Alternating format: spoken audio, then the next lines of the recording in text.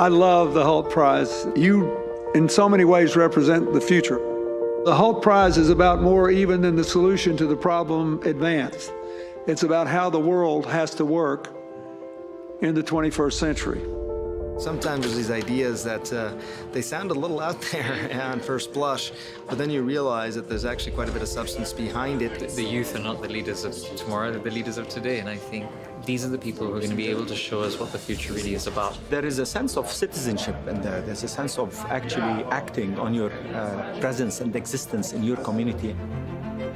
You've heard all of the entrepreneurs in the NGO space say that charity is not enough. Well, if charity is not enough, then what is? It's business.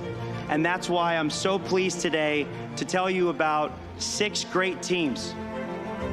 Tooth decay affects 2.4 billion people. Xylitol gum intervenes in this process. We, Harambee Vision, believe we can change all of this by locally manufacturing and distributing eyeglasses in urban slums. This significantly improves the quality of life of every patient with a wound. Using bees to screen for diseases in urban slums. The REACH program, the first and only diabetes monitoring program for urban slum dwellers. The journey of Nano Health, a social enterprise that aspires to right-size healthcare for urban slum dwellers, bringing cost-effective healthcare right to the doorstep. We believe we have come up with a good solution which can be implemented. Judges, we'd like to ask you to make your way backstage. Audience, we'll be back with a few closing remarks, and we'll do the presentation of the 2014 Hult Prize. You guys ready? All of you? So how many of us would like to fight?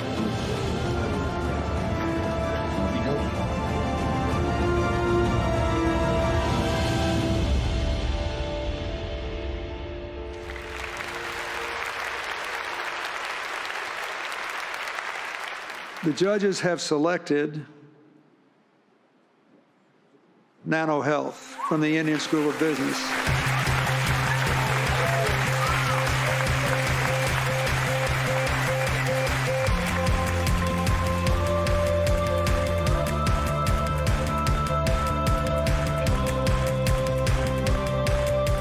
Our experience with Hult from day one has been just amazing. They are amazing people. We have learned so much from them, and just the energy which they bring to the table, it's so afflicting. I mean, it just rubs off.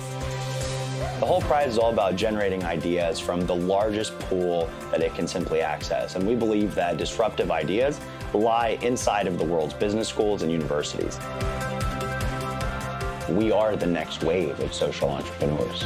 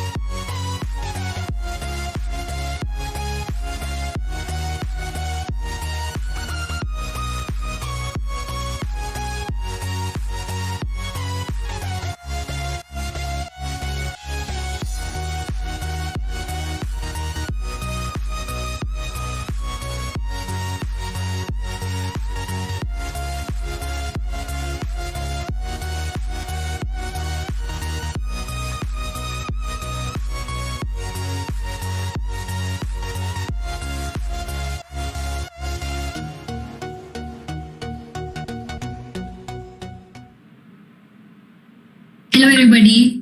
I'm Unnati Goyal, and I welcome you all to the Hult Prize semi-finale at Nirma University. So the semi-finale has finally started. Thank you for waiting. And Hult Prize is a national level, international level competition that asks students to propose their ideas for the solutions for the problems that they ask for the social issues in the right. So at Hult Prize Nirma University, this is the third year that we are conducting the Hult Prize. So to inculcate the culture of entrepreneurial skills among the students. This year we had a 5-year-long program which started with the Community Buildup with 200 plus participants, followed by the mentoring provided to the registered teams. And right now we are starting with the semi-finale. But before that, we have Mr. Aaron Nang with us to inspire our students with his entrepreneurial journey. Mr. Nang is the CEO of JA Australia, and the company aims at preparing young students for employment and entrepreneurship. They have been doing this for the last 100 years. We welcome you, Mr. Nang. Hello, and it is a pleasure to be here with you, Unnati, and with everyone from the Nirma Hult Prize on-campus program. Thank you, sir. Thank you for joining. How are you? I am fantastic, and look, I am late, and I want to say that straight away because I know one of the questions was about what was my time in the Air Force like, and the number one thing which I got when my time in the Air Force is accept responsibility. So I'm going to say I'm late, and it wasn't even anything of an emergency. It wasn't any dramatic thing. The truth is I went to and had a nap 3 hours ago and I fell asleep. And that's as simple as that. And I just want to acknowledge that. I want to admit that. I'm aware this is going live. This is very embarrassing. And I want to apologize to all of the participants. And I just want to say that because it's completely on me, nothing on the team. I know that they showed you some videos to watch, and I'm committed that I don't come on here and tell you all of these fantastic things and pretend like it was some emergency. So I just want to acknowledge that and say that, and I apologize, and I'm I'm glad to be here for the remaining of the session. It's fine, sir. Thank you. So you mentioned that you were a part of Air Force. So would you please share some of your experience or a few lessons that you learned that you took with you with your business or your journey? Yeah, I think with the Air Force, the number one thing that I got from the Air Force is kind of along the lines of what I've already just shared. It was accept responsibility, and something like that. Before I went into the Defense Force, I was there for 1 year. I did a gap year. I did the recruit training and I did the officer training. And really the biggest thing there was to take responsibility for everything that you could take that was there. And there were two things as part of this. Like one of them was, if it's raining, something's happening, completely out of your control, take responsibility. Someone else did something that completely stuffed up. It messed up everything for everyone, everything broke, and it wasn't your fault. Take responsibility. And the reason for that was, in the world of the Defense Force, there's no time to play the game of, oh, I didn't do this, or oh, there was a mistake, it wasn't my fault. You have to get things done. And I believe entrepreneurship is the same sort of thing. The moment that you start looking at what is there that you can avoid responsibility for, that time is first of all spent going through the motions. No one really likes having that conversation. Everyone can tell if someone's being inauthentic. And I know that if I came on here without admitting that it was like simply embarrassingly because I fell asleep, look, I would have felt that inside, and you would have got a version of me which isn't who I want to put myself out to be, because I would be putting icing on top of that inauthenticity. And also, secondly, like, taking responsibility is an opportunity, because if you have a look at your life, if you have a look at any endeavor that you put your mind to, including your participation in the Hult Prize, if you blame anything that you are not happy with on anything other than yourself, you immediately give up the ability to impact that thing. Okay. And given that you give up that ability to impact that thing, it's like, oh, I wanted to run this event, but it rained. If we have a look, like, I could actually go, okay, how do I, in the future, take responsibility for that? How do I plan? How do I look at the weather charts? How do I create a contingency plan? All of those things are in my control. But the moment I say it's someone else's fault or something else's fault, I lose all power. So taking responsibility is really an opportunity to just open up that and have just an expanded level of results in your life. Right, true. It's really important for us to take the responsibility of what we do and the conditions to handle in for the right. So, sir, so the next thing, like, you had a very formal education and you have a master's from the Institute of Technology, Sydney, right? So could you please share us the importance of having that formal education that one gets, or how is it advantageous or maybe disadvantageous if it is? Yeah, so I'm currently completing my master's. I started my undergraduate degree in 2009. I completed my undergraduate degree in 2016, commenced this degree in 2018. So I haven't completed it yet, and I'm going through it. And I would say that the value of my degree has been well beyond the classes that I took. Because especially in my undergrad, which was also at UTS, the biggest things which I took from my experience were the things that I took from doing the extracurricular activities. I can think of some of my first year classes, and with the exception of accounting, which I didn't focus on at all. So I studied a human resource management major. With the exception of accounting, there's very few things which I see in my day-to-day life which are directly straight from the textbook. Like, they all prepared me at an intellectual level, but the things that prepared me for a life level were the things which I did. I ran a couple of different student societies. I got involved on campus as a student director for different bodies and as a student representative. And I would say that really at university is where I developed all of my speaking skills, all of my ability to actually communicate, all of my ability to solve problems. So I would say that beyond, and this isn't to say that my university education was terrible. I'm extremely grateful for the education that I had at the University of Technology, Sydney.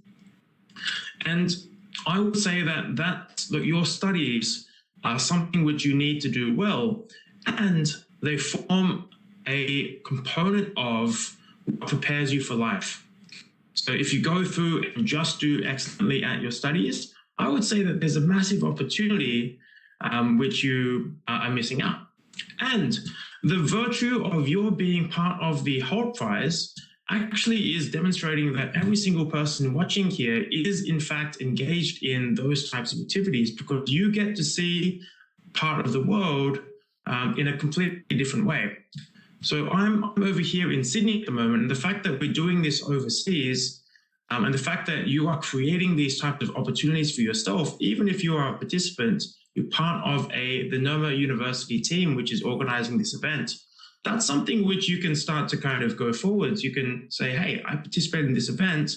We had speakers from this place, even from around the world.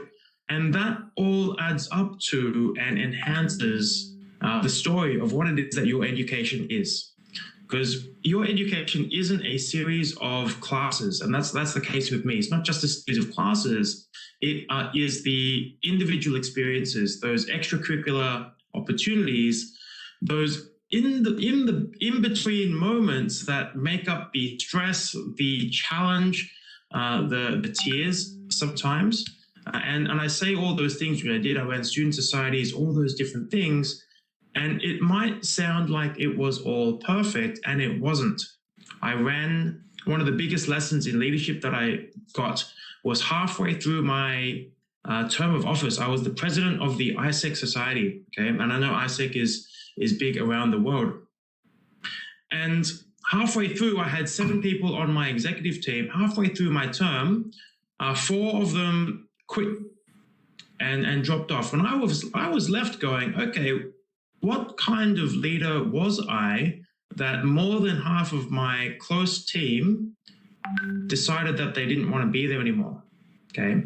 And I could have, and for a time, I think I definitely did blame them, but I really kind of took on for myself, like, what could I have done differently? What can I do differently? What do I need to now take on so that I could push this forward? So in taking on responsibility, I can take on, hey, there's really something for me to learn here.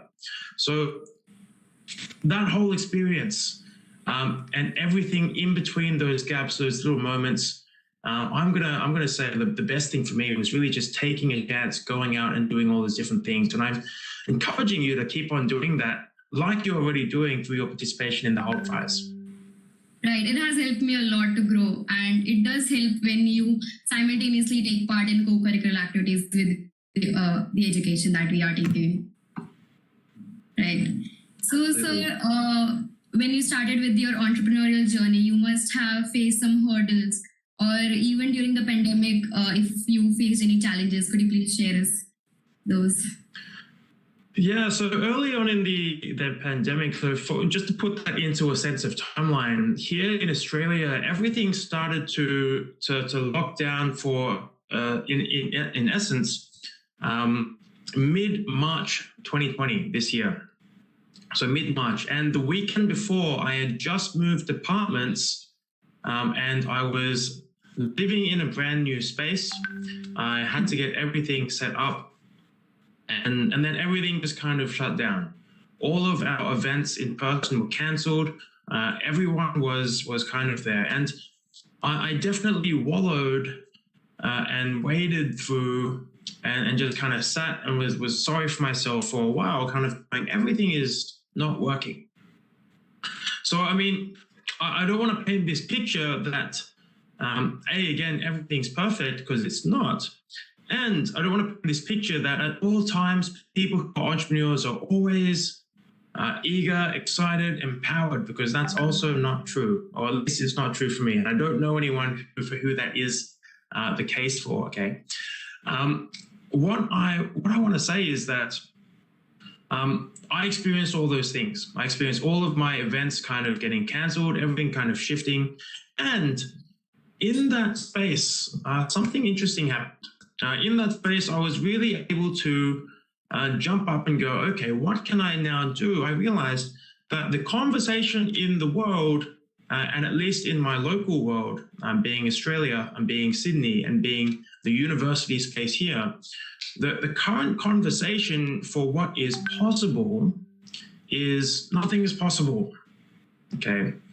And as an entrepreneur, that's something which I'm growing more and more, and it's a very practical experience during COVID. I'm growing more and more to see that whenever the world says that something is not possible, and you've got this global disruption such as what we have with this thing that we call COVID, really that's the biggest time for opportunity. So I started having a look, I started going back to some of the entrepreneurial basics, and number one entrepreneurial basic is, what do people need? Okay, what do people need? And one of the things which I was able to see in that was, hey, I can actually offer up on LinkedIn. How do I give away as many resume reviews as possible? I ended up getting people from the US, from India, from Sydney, from Indonesia, Hong Kong. I would have done about 150 different resume reviews, and even though I did those for free, interestingly, that kicked off some conversations that allowed me to go and get some paid work. I got a contract doing just an hour of videos for a resume website that someone that I knew in my network was putting on. I was like, wow, this just showed up. I ended up doing different workshops with different student societies on those topics. And all of those different things they were the action. I think here's the key thing, right? They were the action that got me out there, that got me out into the world, seeing what I can do that makes a difference for other people, even if it's just one person. And in that space, I was able to also start up a new coaching program. So I do a public speaking coaching program that anyone around the world can participate in, because it's on Zoom. And that kind of blows my mind. We started one last Sunday. I had a session this afternoon, and the next session starts this coming Friday. And the fact that for the one this Friday, I've got someone from the United States, I've got someone from India, I've got most people are here in Sydney. The fact that I could actually create something as a paid program, which I've never done before for myself. I'd always been running programs for other companies, other organizations. That was the main aspect of different aspects of my business model. The fact that I could do that and start that still blows my mind, that I still kind of get a little bit excited just thinking about it. So I think, just to sum that up, the world might say that nothing is possible. And often what that sometimes means is that the bar is very low for you to actually get in and do something contrary to that conversation. And the bar being very low doesn't mean that the effort is going to be easy. It's going to take something. But once you put that effort in, if everyone says that's not possible, the moment you start to do something, that's when people can take notice, and you can start to actually create something out of that space. Right. When people get into the industry, nothing is perfect, and people do tend to make mistakes, and one learns from them. So what are the most common mistakes that one make, or they could be cautious about it? Yeah, I guess common mistakes that entrepreneurs make. So the number one in the world of entrepreneurship, I would say, is not listening to and delivering on what people want and what people need. Like, so in the entrepreneurship, you've got this triangle. Is it feasible? Can you physically make it, or can you virtually make it? Is it viable? Will it make enough money? Can you sell it for the right price to the right people so that all of your costs are covered? So is it feasible? Is it viable? And is it desirable? Do people actually want it? And so many times, and I've done this as well enough times, so this is from intellectual experience as well as personal experience. So many times the big mistake is going, hey, I have the fantastic answer. I'm able to solve this problem. And here's this plan. I've got this fantastic plan. Check this out. It's going to save the world. It's going to make you all better. It's going to be fantastic. And as soon as I put it out there, I haven't found out. No one wants it. I haven't actually dealt with what's in reality with real people. So the number one thing is, how do I chat to real people such that I can find out, hey, what matters to you? Not what matters to you as this homogenous group of people that have all of these different characteristics, but what about, how do I get in touch with every single person, or as many individual people as possible, to find out, hey, what, you're dealing with this challenge, tell me about that. Tell me about that. And this kind of ties into another point. Entrepreneurship is all about answering questions and going, how do I solve this problem? And one thing which is completely counterintuitive is that the moment that you think that you've got an answer to the question, a solution to the question, what we tend to do as human beings by default, I haven't known anyone to default to anything other than, we've got the answer, and here's the answer, and this is it. This is our product, this is our service, all that sort of stuff. Now, I want to say that that's not necessarily bad or wrong.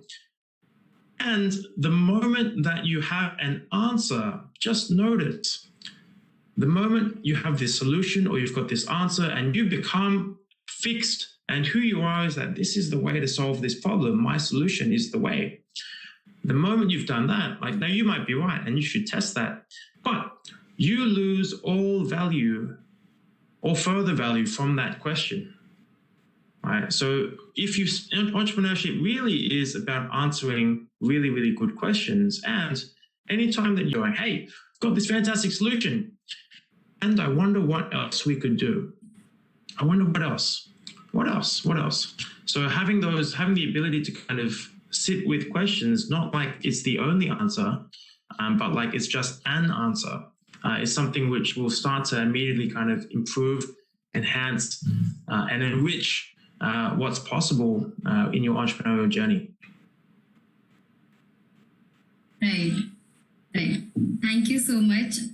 Before we move on to the last, to the Q&A round by the audience, I'd like to ask you one last question.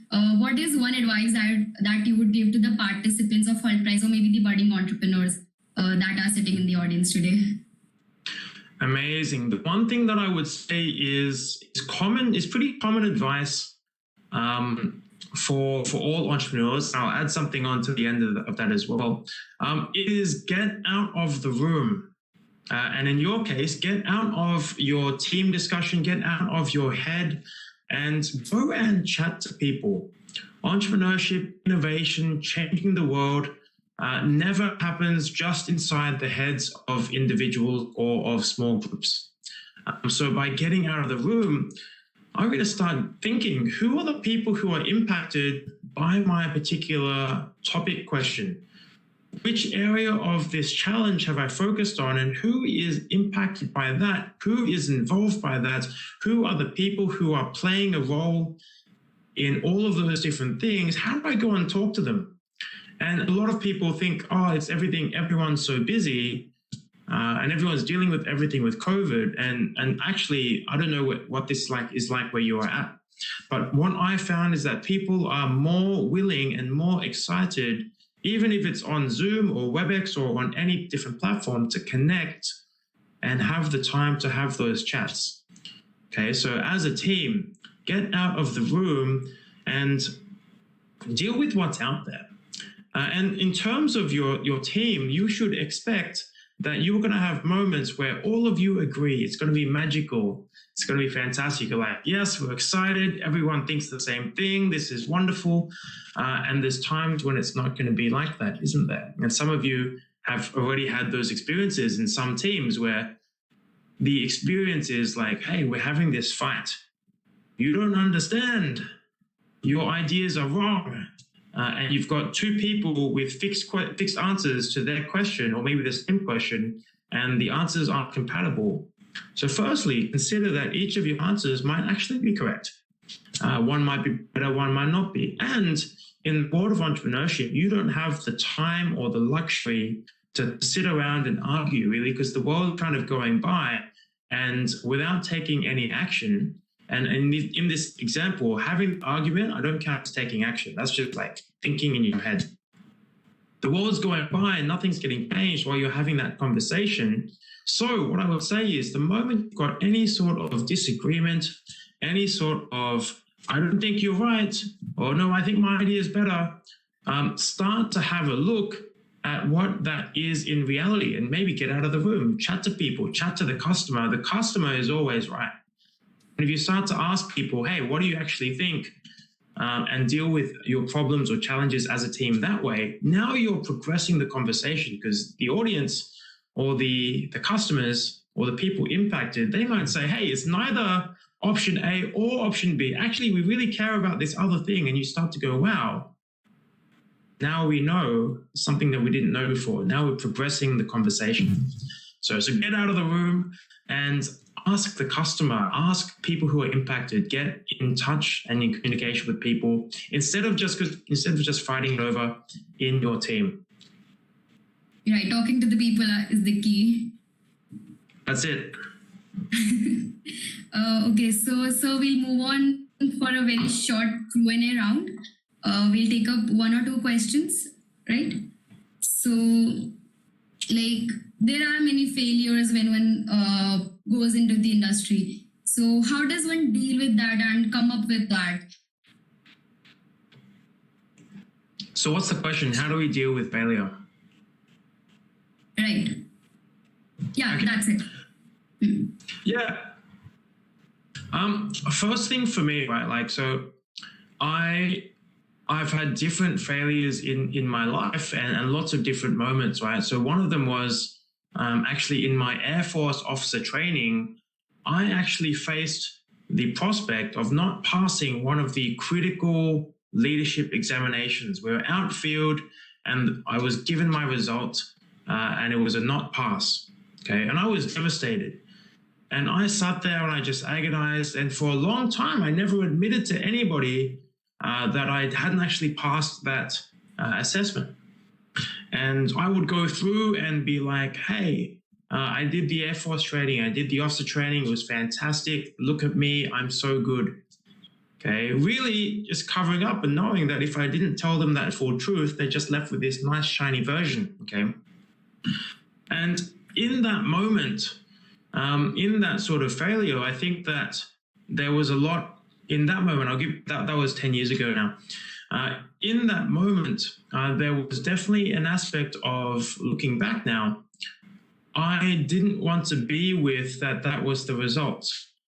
I wanted to justify myself being so self-righteous that I was right, the system was wrong, all of that sort of stuff. And in that sort of thing, I even told myself that story. I was like, look, like, I was one of the best leaders in that group. How could this have happened? Fantastic. And at the end of the day, I just didn't pass. At the end of the day, all of my thoughts and opinions and feelings, what was all there was like just noises in my head, and ideas in my head, which I made up. Now, looking back, I can really kind of see like what there was that I could take responsibility for was going, hey, this is it. This is the result. Okay. What's there to deal with? Okay. And looking recently, right, like actually even looking at today, right, like one of the biggest things in terms of accepting responsibility for my failures is nowadays I take a really strong approach. If something happens and if I'm at the source of that, I mean, I can play the game of, there was all of this terrible stuff. All of circumstances, everything's terrible, life is bad. COVID happened, everything fell apart in COVID. Now, all of that's quite nice and it's quite safe. And the moment that, and this is my experience, the moment that I sit in, woe is me, everything's terrible, what I experience for myself is a loss of power and a loss of self-expression. I actually make myself small. And I ask myself, in those moments, what impact do I get to make on the world? Okay. Like for this session, and I shared it and I apologized about this before, so I'm not going to apologize again. I've already apologized. But in the moments of thought that when I noticed the time, I was literally like, I'd fallen asleep for 2 hours, 3 hours, and I was like not feeling completely there. For me, that was a failure moment.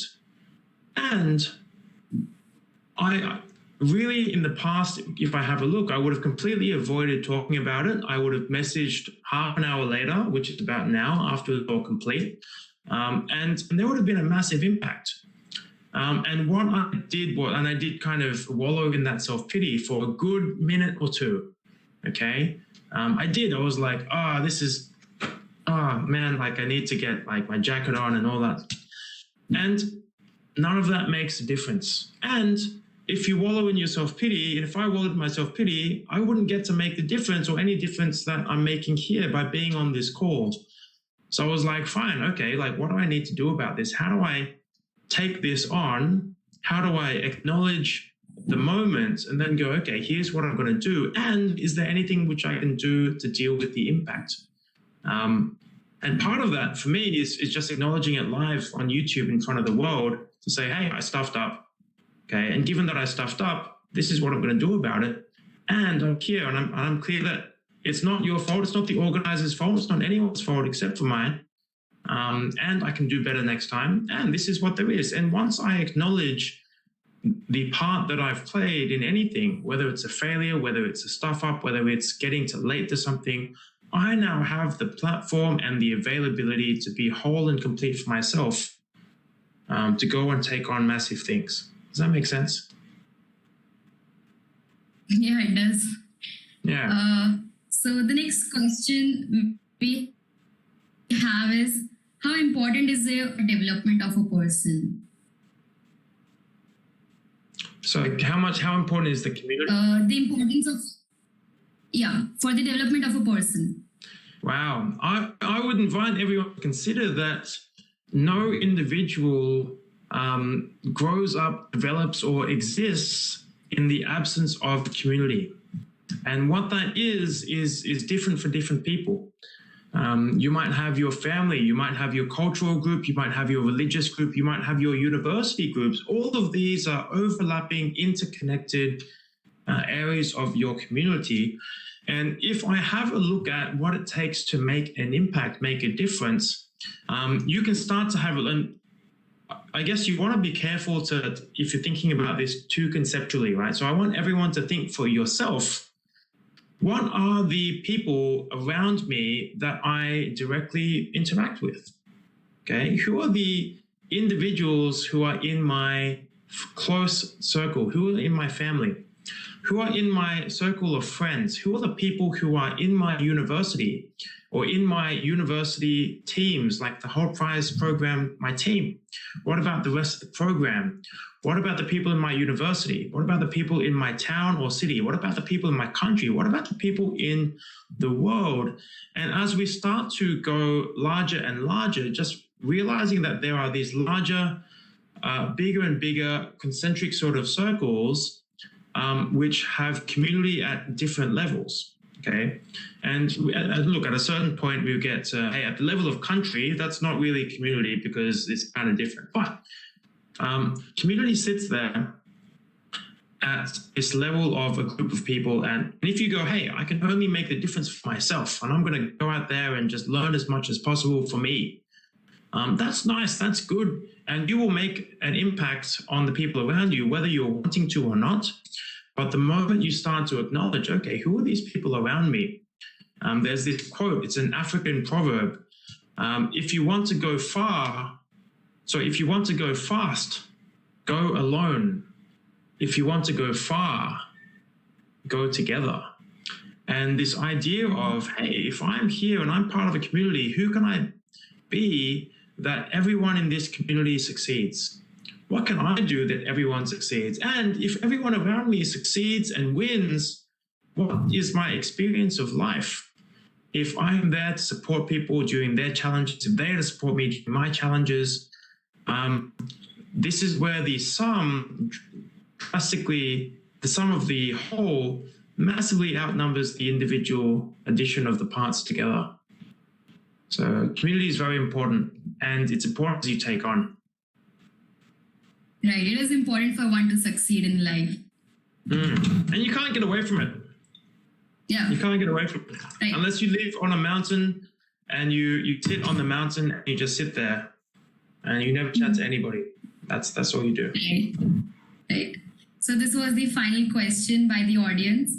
I would like to thank you so much for gracing your work and sharing your opinions with us. I would like to call our campus director for a vote of thanks. Okay. He's not here, so we'll move on. Thank you so much, sir, for coming and gracing your presence. Thank you, Unati. Thank you, Hamza, I think invited me. And thank you to every single one of you who are listening, either live or online in the future. It was a pleasure being here. And I look forward, please reach out to me as well on LinkedIn. I know that I am, in fact, on the other side of the country and I'm of the world, country of the world. And I'm keen to support you with anything that you've got going on. So I'd love to be a part of whatever it is that I can do to support every single person listening. Sure. Thank you. Thank you so much. Thank you.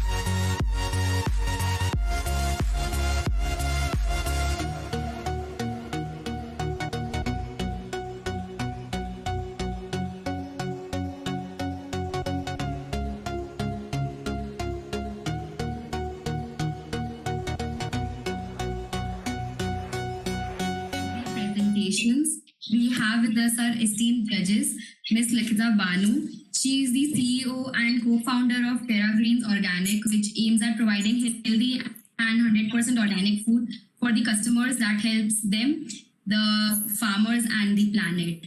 And we also have Mr. Karthik Dikshit. He is the CEO and co-founder of Evo Foods, which provides India's first plant-based eggs that is generated from plants and deep sands. I'll tell you about the judging criteria.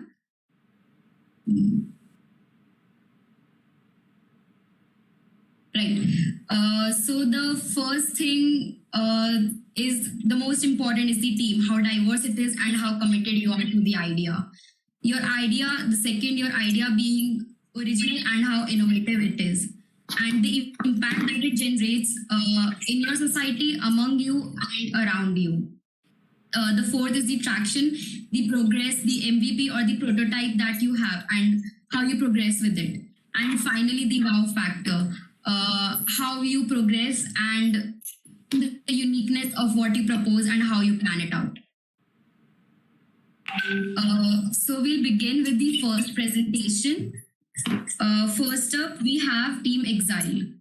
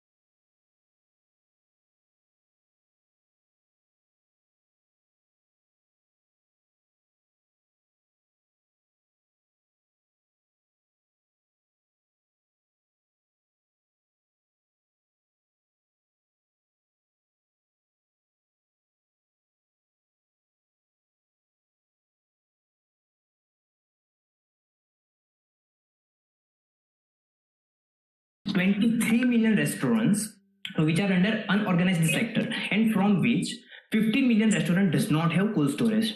So what we will do is to tell such type of restaurants who does not have cold storage to contact us.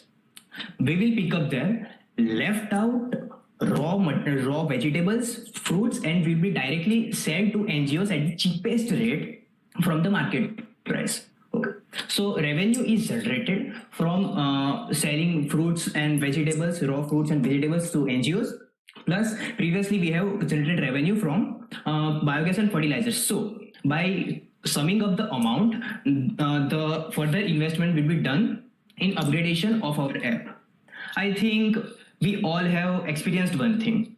Sometimes when we go to restaurants and hotels, we order the food whose quantity is more than our need. So what a normal ones do is they throw out the left food in the dustbin, in spite of it being in the condition to be wrapped later. So if you are should do, you can go through our app called, this app is totally based on user generated content, pictures, and can upload. For doing so, they will be awarded with some reward points, will be recognized as Satkarma points for their good deeds. And then nearby people will be notified, and if they want that food, then they can make a contact and food can be exchanged. Our vision is to serve each and every customer with sheer dedication and highly accurate quality assurance. Our mission is to create an e-commerce platform for food exchange to the real needs. So this was the survey conducted by us, which was quite insightful and helped us to stand strong with our idea. Feeding millions with a click. As I have mentioned earlier, in just one click, you can upload a photo. Surrounding ones will be get notified. And if they want that food, then in just one click, you can feed your hunger. Coming to sustainable development growth. As per the 17 SDGs mentioned by UN, our idea mainly covers the 8 most important SDGs. First, reducing poverty. We will create job opportunities for people, and in this way, we will reduce poverty. Zero hunger. We will supply food from restaurants to NGO, and the NGO will further supply foods to needy ones. In this way, we will ensure for reducing hunger. Good health and well-being. As people get nutrition and perfect nutrition and desired amount of food, their body will function properly. In this way, there will be no wastage of food. Also, affordable and clean energy. As biomethane is converted into source of energy, we will provide this source of energy to sewage treatment plants as well as companies at affordable and cheap rate. Sustainable cities and commodities. As we ensure that biomethane is converted into fuel of energy, it will be not generated as a source of air pollution as well as land pollution.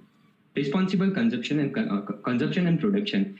As there is no food waste, food wastage, there will be responsible consumption as well as consumption. Innovative infrastructure and production. Like we mentioned earlier, our foodcam ideas will bring a new revolution in digital era, as well as an innovative idea of foodcam will also bring in participants. We will also ensure that there will be other companies also participate with us. Target audience. According to our information, 14% of the Indian population falls under the category of the people which are undernourished. So our main motto is to feed these undernourished peoples. Whereas our main target is also farmers, app developers, etc., etc. Competition. As no such app is developed before, we have very less competitors, as well as the foodcam idea will also help the new generation to use this, and the new generation will also be having fun. This is our SWOT analysis, which will boost our team to go ahead with our idea. These are the financials. Investing around 10,000 to 20,000 rupees at the initial rate, we will generate around 40 biogas plants at before. Generating 1 biogas require around 500 rupees. So generating around 40 biogas will require an investment of around 18,000 rupees. Generating an income of 6,400 rupees after 15 to 20 days of startup. We will wait till our monthly income become around 2 lakhs rupees. As soon as our Thank you. will become. Thank you so much, Team Exile. Now we'll move on to the questionnaire. Judges, you have 2 minutes to for that.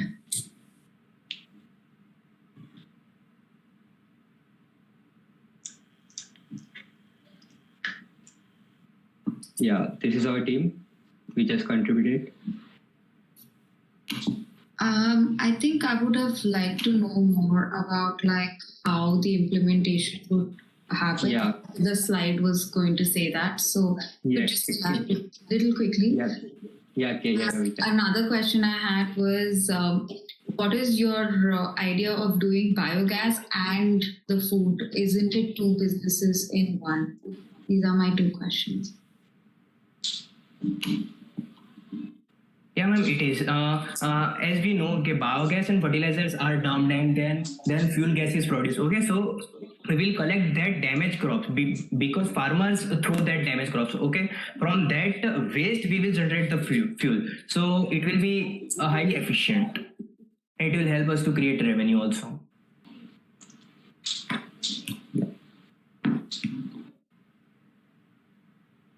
Yeah. Ma'am, can I explain the remaining idea so you should do it? Can I Yes. explain it? Yes, please. Sanket. Yeah. Sanket, first slide. Sanket, previous slide. Yeah, wait a second. Oh, just previous slide.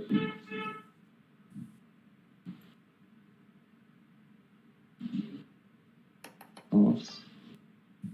Financials one? Yeah, financials last slide. Okay. Yeah.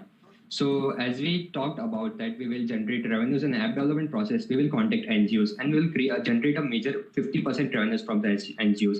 We will continue this process about 2 to 3 months till our monthly profit become around 3 to 3.5 lakhs. Then we will make our app a user-generated app.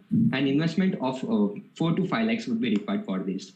So by making our app as a user-generated app, people can use it and we can also gain profit by advertisements, refer in unprocessed, etc., etc. As soon as the monthly profit becomes around 5 lakhs, we will move our idea to the next process. The profit will increase as the supply increases, as the demand increases. These are not the exact figures; these are rough figures, and the price may vary as per the fuel prices decrease in the market ups and downs. This is our team. Yeah, ma'am. Any questions? Hello. Yeah. Hi guys. Super Hello, sir. confident page. I just have one quick feedback as well. When you are explaining the slides, don't put in too much content on the slides itself, because that way we are not listening to you. We are busy either looking at the slides or just reading the stuff on the slide. It's a better way to pitch if you can just use images over the slides and you can explain it yourself, so that our total attention is only to you and you. Okay. Apart from that, yeah, so I think I joined a bit late. Can you just explain me in quick 2 sentences what is your business? Yeah, Sanket. Okay sir, हमारा business एक ऐसा है कि हम पहले क्या करेंगे, जो डैमेज क्रॉप है उससे हम बायोगैस फ्यूल ये सब बनाएंगे, उससे एक रेवेन्यू जनरेट होगा. वो रेवेन्यू हम एक ऐप में इन्वेस्ट करेंगे. जो ऐप ऐसा होगा जो अनऑर्गेनाइज्ड रेस्टोरेंट्स है उसको और हमको कनेक्ट करेगा, और हम उसके जो रॉ फूड होंगे जैसे कि एक दिन का वेजिटेबल या फ्रूट बचता है रेस्टोरेंट में, ओके, तो वो हम सीधा एनजीओ को बेचेंगे at the cheapest price than the market. So तो एनजीओ से भी हमें रेवेन्यू जनरेट होगा और बायोगैस से भी होगा. तो 2 जगह से जो रेवेन्यू जनरेट होगा उसका अमाउंट सम अप करके हम ऐप को अपग्रेड करेंगे for user generated content app. तो इसमें क्या होगा कि हमारा यूजर फोटो क्लिक करेगा, जो अगर आपका खाना कुछ बच गया, ठीक है, और आप उसको पार्सल करवा सकते हो, पर आपको एम्बैरेसिंग फील होता है, तो आप क्या कर सकते हो, that food is not झूठा food, it is clean. So you can click that photo and आपको हमारे ऐप पे अपलोड करना होगा, और अपलोड करते ही सराउंडिंग एरियाज में वो नेविगेशन और लोकेशन से वो सराउंडिंग एरिया में नोटिफाई कर देगा सबको कि हाँ भाई इधर फूड है. तो अगर किसी को चाहिए तो वो दोनों कांटेक्ट करके फूड का एक्सचेंज कर सकते हैं. सो आपको तो क्या था कि मतलब आपको शर्म आ रही थी कि नहीं मैं अभी घर नहीं ले सकता, तो कोई जिसको जरूरत है वो वहां से ले सकता है आपके पास, और आपको अपलोड करने के भी रिवॉर्ड पॉइंट्स मिलेंगे. That's why we called that as e-commerce platform, because वहां से भी हम फंडिंग रेज करना चाहेंगे, क्योंकि एक वेबसाइट पे ज्यादा ट्रैफिक हो तो सब डीलर्स उनका प्रोडक्ट वेबसाइट पे दिखाना चाहेंगे, क्योंकि उनको पब्लिक चाहिए सिर्फ, और हमारी वेबसाइट पे ऐसी पब्लिक होगी. और जोमेटो, स्विगी ये सब तो है ही, पर हमारा क्या है कि हम फूड एक्सचेंज करते हैं with e-commerce platform. Food Zomato और स्विगी सिर्फ एक्सचेंज करते हैं फूड रेस्टोरेंट से हमारे वहां पर, हम तो ई-कॉमर्स भी आपको प्रोवाइड कर रहे हैं कि आप हमारी ऐप से जो डीलर उनका प्रोडक्ट बेचेगा वो आप हमारे ऐप से ले भी पाओगे. Sangeet, it's getting a bit complicated. To be honest, I was expecting a simple answer like Swiggy for this, or Zomato for this. So like I can explain. Firstly, like देखो, farmers waste crop produce करते हैं. Like waste crops के farmers को पैसे नहीं मिलते. Like means हम farmers से waste crops लेके उसको हम बायोगैस में कन्वर्ट करेंगे. बायोगैस को बायोमीथेन में कन्वर्ट करेंगे. बायोमीथेन सोर्स ऑफ एनर्जी में कन्वर्ट हो सकता है. एनर्जी सोर्स में कन्वर्ट हो गया, फिर हम उसको सप्लाई करेंगे sewage treatment plants as well as companies. तब उनसे हम रेवेन्यू जनरेट करेंगे. ओके, रेवेन्यू जनरेट हो गया, बाद में हम उसको लगाएंगे अपने बाकी के प्रोसेस में, like app development process etcetera etcetera. बाद में हम रेस्टोरेंट्स को कांटेक्ट करेंगे जिनके पास कोल्ड स्टोरेज नहीं है. जिनके पास कोल्ड स्टोरेज नहीं है, डेली बेसिस पे खाना बचता है, वो तो बिगड़ेगा ही. जिनके पास कोल्ड स्टोरेज नहीं होगा तो लाइक हम उन रेस्टोरेंट्स को कांटेक्ट करेंगे कि आपके यहाँ खाना बिगड़े, उससे अच्छा हमको प्रोवाइड करो. हम नीडी वंस को प्रोवाइड करेंगे एनजीओ के थ्रू. ओके, लाइक फिर हम एनजीओ से भी You have 20 more seconds. 16. Okay just 20 seconds. So like हम एनजीओ को मींस सप्लाई करेंगे और 50% मेजर रेवेन्यू लगे. लाइक हमने एनजीओ से बात भी की है बहुत सारे, और चार्ट भी बनाए कि आप हमको सप्लाई करोगे कि नहीं रेवेन्यू. ओके, ये हो गया. फिर इनसे ये process. Okay sir, our last process is कि हम फूड कैंप्स बनाएंगे. Like you are sitting in a restaurant, like suppose you order 2 subs, you eated 1 और आपने एक बाकी रखा, तो आप क्या करोगे? आप फोटो अपलोड करोगे सबका अपने फोन पे. ओके, हमारे Team Exile. Okay, Thank you so much, Team Exile. Next up, we have Team 2, Team Annapurna. Okay.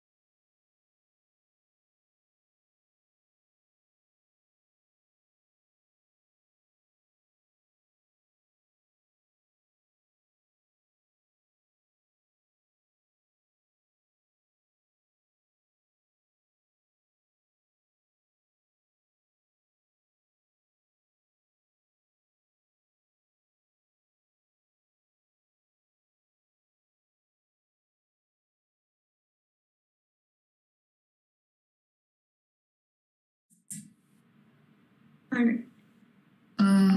You may go. All the best. Hey there, we're Team Annapurna, and today me and my teammate Chitralekha are going to present to you our sustainable business idea, the Rutska Rasoi. It is truly your ticket to a healthy and sustainable lifestyle. The planet needs Ruchika, and so do you. Why?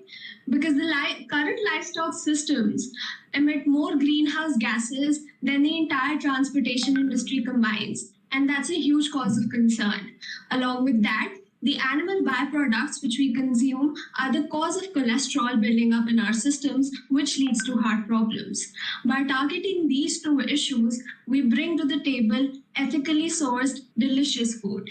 And by that, we help you do your bit and do it with you. A major problem prevalent in our society today is that people fail to understand that their food choices have an effect on not only their body, but the environment as well. The carbon footprint a meat-friendly diet leaves behind is far bigger than any other diet. That, along with the unhealthy food habits habits of my generation are only encouraging major health problems down the line. So what's the solution? It's pretty simple. Vegan food. Actually, affordable vegan food, which is more than just kale and or salads. We at the Rutska Rasoi plan to set up cloud kitchens in our target cities, Pune and Gurgaon, and provide delicious and healthy vegan food at prices your wallet will truly love. We plan to source our produce from ZBNF farmers, use recyclable packaging, and help our consumers reduce their carbon footprint by 50%. We conducted a survey in our target cities and asked the people if their food choices morally affected them, and 35% said yes. That means more than 1/3 people care about the harmful effects of their food choices, making them our prime target consumers. This means our product already has a viable market base. Our initial target cities are Pune and Gurgaon because of two major reasons. Firstly, veganism is gaining quite the popularity in these cities. And second, Pune being my hometown and Gurgaon, Chitralekhas, we have a connection with this region. We know the people and their wants, so we know that we can best market our product in these cities and fulfill their needs. While conducting our survey, we ensure we include a varied demographic of college students, working professionals, retired folks, since our target audience is ages 17 and above. Out of this target demographic, 55% of people said that they would avail a service which offers plant-based, delicious food. That is a great and positive estimate of our potential market size. Now coming to USPs. Since our business project is all about reducing your carbon footprint, the vegan diet is the perfect fit for our business since it reduces your carbon footprint by 41.7% and is by far the healthiest out of all of the existing diets. By designing our product to resemble mini pies, we cut out the need of cutlery altogether, thus reducing the amount of waste generated. We've also decided to launch a unique product line of stress buster foods, which includes ingredients known to reduce your anxiety and stress and give you a boost of serotonin. Lastly, ZBNF produce. Our team has already identified 7 to 8 ZBNF farmers in a 50-kilometer radius around the possible location of our cloud kitchens and contacted them so that we can ensure our ingredients are of great quality, fresh, and cost-effective. So coming to the supply chain, it's pretty straightforward. We'll collect fresh and healthy produce from the ZBNF farmers. Our chefs will cook it and make it delicious in our cloud kitchen. And recyclable packaging will be used to pack the orders, and it will be delivered to the consumers through delivery agents. Coming to revenue generation, our exclusive subscription service comprises of 3 plans: Basic, Pro, and Premium, the prices of which you can see over here. It is quite affordable considering a basic meal which you get from a restaurant. And along with that, we also have a stress buster menu so that you can order standalone items as well. Coming to the costs, our major costs would be the capital investment, raw material, packaging, and advertisement. All of these are estimates and taken on the higher side. We expect them to change over time, and depending on that, we'll tailor our budget. So these are our competitors, Greener Cafe and Vegan Heat, and both of them have something in common, which is that their food is quite pricey and they have a very basic and limited menu. We plan to give our customers cruelty-free, tasty food at a pocket-friendly price with a low carbon footprint, with an innovative and varying menu they can choose from. That's our team. Okay. And that's it from us. Judges, you may go ahead with the questions.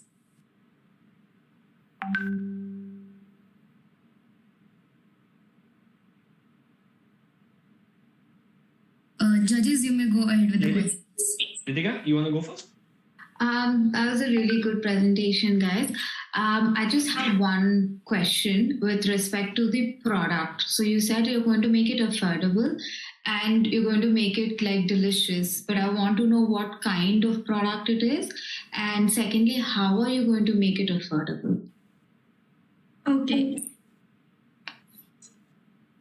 I'll answer that question. Our product is basically, it's a delivery service of tasty vegan food. Now, the misconception is that vegan food is very, it's a very high class concept. It's not affordable. It is something that, doesn't go well with us. But most of the food that we already consume, the one which is made at our house, is also vegan. So we are planning to give a very nice menu. I can show you our menu.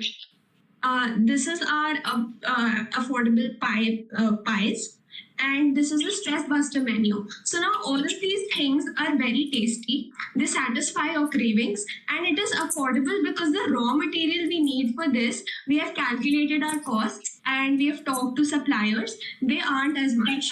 So we can easily make it affordable. Thank you. Okay. Thank you so much for that presentation. And I really liked the concept because as a vegan myself, I found it really hard in the initial days of veganism to find out really great alternatives. Are you going to take this forward after this pitch competition? Definitely. It's something very close to my heart, and it was there with me even before Hult was introduced to us. So I plan to do something with it in the future, definitely. If you do, just connect with me. I can help you, in this space a lot because I've been to Pune and I lived there. So great concept, great pitch. Just one suggestion that use less text and more images, just like I gave it to the previous team, because that way we can only focus on you. And apart from that, I guess cloud kitchens are a simple model, but you'll need to figure out the logistics and supply chain. So, okay, that's it. That's it from my end. Thank you so much for it. Thank you so much. Thank you so much, Team 2. Next up, we have Team 3, Success Baby.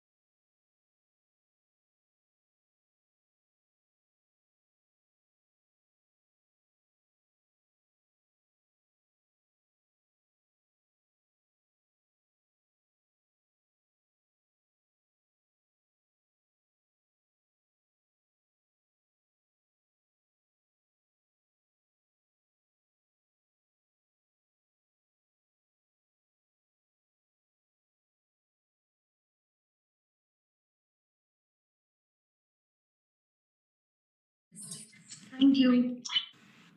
A very hearty evening to respected jury members. Today, our Team 7, Success Baby, is all set to present you a revolutionary idea to feed the bellies of 3 million people.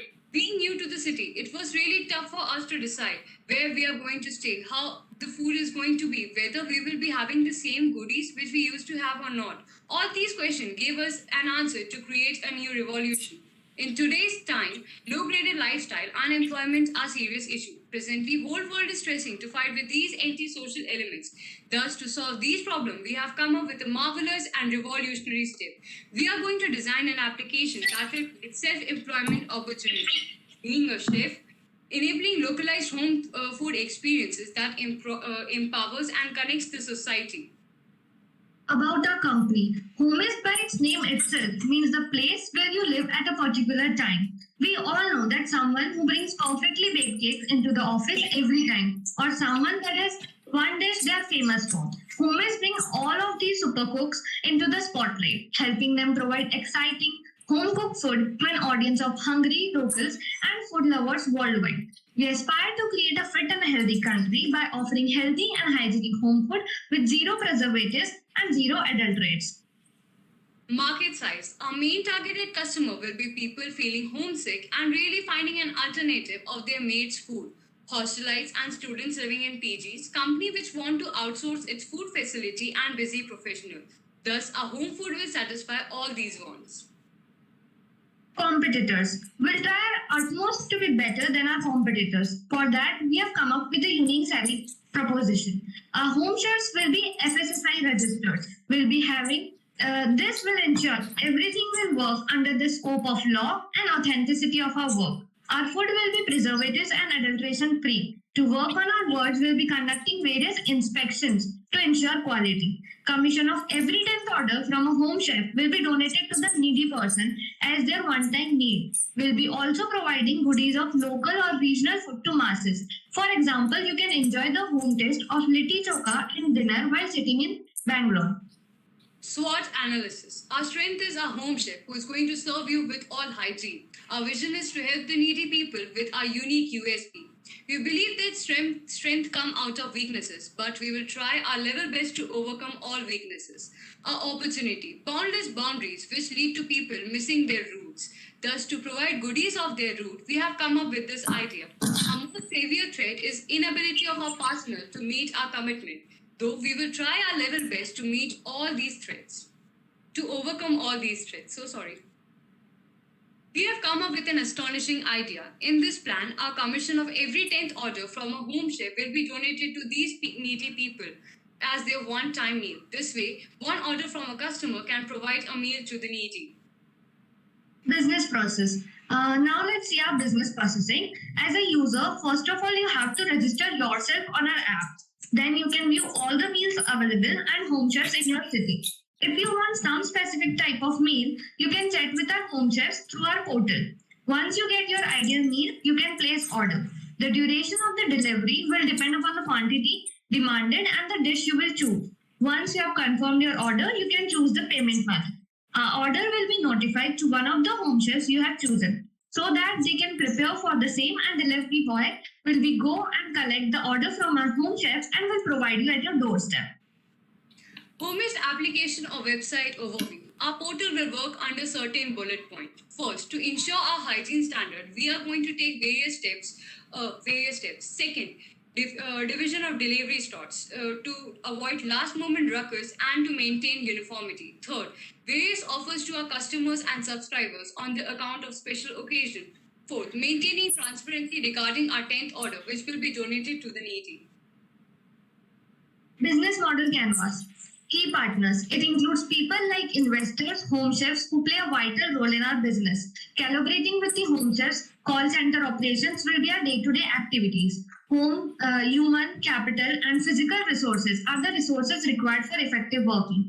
We'll be having various channels and websites for promotions. For us, our customer is a keen god.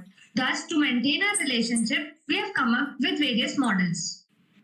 Cost structure. Our organization is ready to deal with the cost like legal expenses for contracts, terms and conditions to be applied, etc.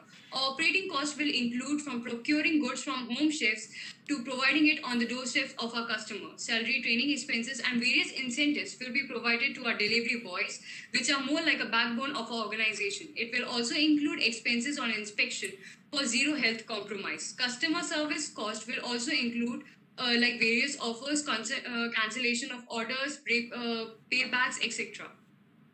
Revenue structure. Here are the main streams of our revenue. The main source of our revenue will be the commission we will be getting from the home chefs, estimating about 10 to 25%. It remains, rest will depend upon the type of order and the quantity demanded. We'll be also charging delivery charges, which will be depending upon the distance traveled and the type of order. Our home chef can advertise themselves through our portal to make their unique identity, and for that they have to pay some amount to us. At the initial point, we'll be also charging registration fees from our home chefs. At last, I would like to say that with this base model, our Team 7 Success Baby is all set to create a revolution. Thank you and have a great day ahead. Thank you.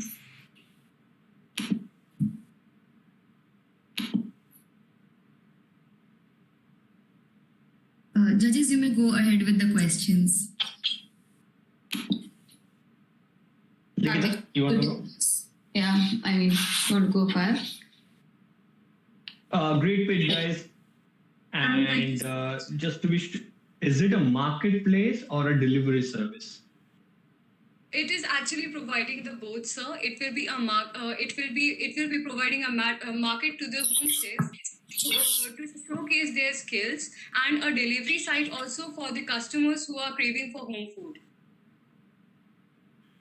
No, because I'm asking you this, have you heard of Food Cloud? Yes. Yeah, so Food Cloud does something really similar. And that's why I asked you this. I think the expenses on the delivery front and training all the delivery boys is just too much. That's why I asked you if you want to make it a marketplace or like a model like Swiggy. Because that way you can either be an Amazon or you can be a Swiggy. What are your thoughts on this?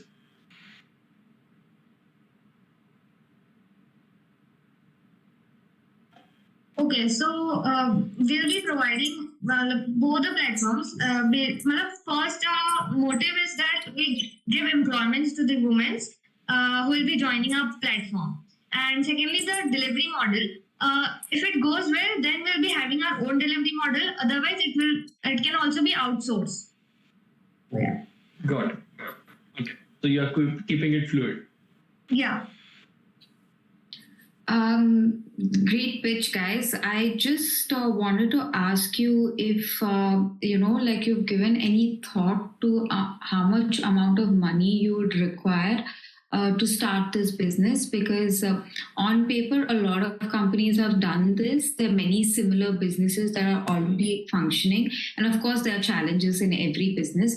But have you given a thought of how much startup capital you would require, and what would your major cost centers lie in some sort of a phased manner?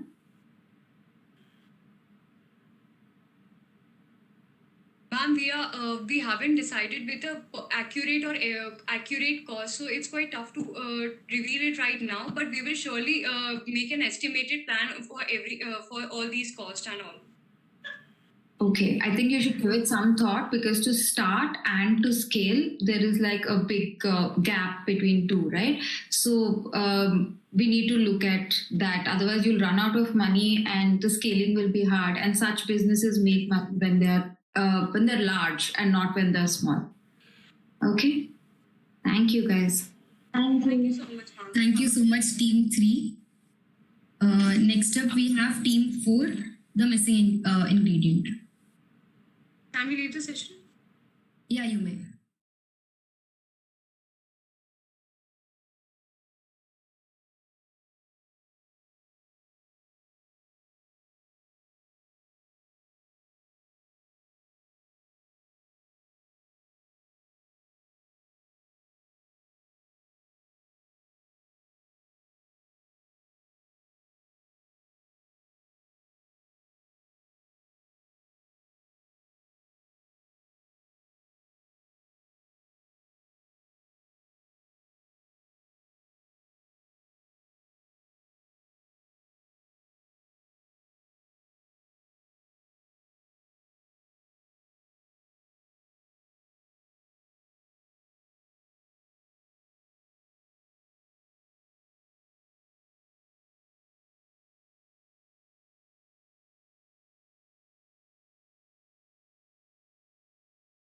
Yeah, thank you. Good evening. So I'm Bhavik Doshi, and she's my teammate Trisha Heria, and we are the team missing ingredient. And we aim to bring in that replace that missing ingredient in the lives of cancer people. How? Let's go about it. It is said that the food we eat can either be the safest and most powerful form of medicine or the slowest form of poison. This is something that I experienced in my life, as my grandmother was affected by breast cancer. But we gradually resort to the drugs or pill for this kind of deadly diseases. But we forgot most important thing, that is how food can affect us in its nutrients and how it can help us in building the healthy lifestyle. We know that today we have seen cancer is increasing day by day, and the main cause of this is that the processed food intake is increased by people all around, and thus it deteriorates your lifestyle. The problem we are identifying over here by studying my grandmother is that we can use functional food to make the recipes and help in increasing the immunity power of the cancer patient. The functional foods are those foods which provides extra health benefits instead of the normal nutrients. This as a solution to us, we are launching a mobile application wherein we are going to provide subscription to the patients and also to those people who are vulnerable to get cancer. We are going to provide recipes to them, and in these recipes, the functional foods are used in the proper amount, and this amount is mentioned in the proper combination of which kind of foods you should be taking in. Today, when we look at the world, if the cancer patient is increasing continuously, as in one death is seen in 6 is due to cancer, then one person is susceptible to cancer among the 9, and one cancer patient is seen in 3 from across the India. Thus, it is said that by 2025, it is estimated that cancer number will increase to 15.7 lakhs. And this is the audience we want to reach out to and make an impact by using our business model. Next is how we are different from others, is that we are providing them with the personalized evaluation according to the intensity of their disease and their body physiology. Also, we are going to give them the personalized recipes which will be made using the food which offer health benefits beyond their nutritional value.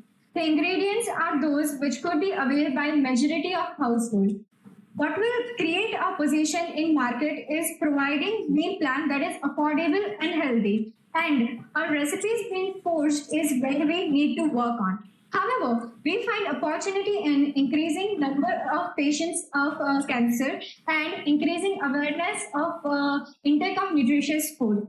By looking into culture, we assume that we will see that one person, if gets positive result from certain kind of therapy, then they will recommend that therapy to another, and thus it could backfire on us, as the meal which we are providing them is made personalized by seeing to the body need of that person and what kind of work that person is doing and how the disease has affected them. So if he or she tells it to another person, then it will occur that even though they have same disease, they can have side effects.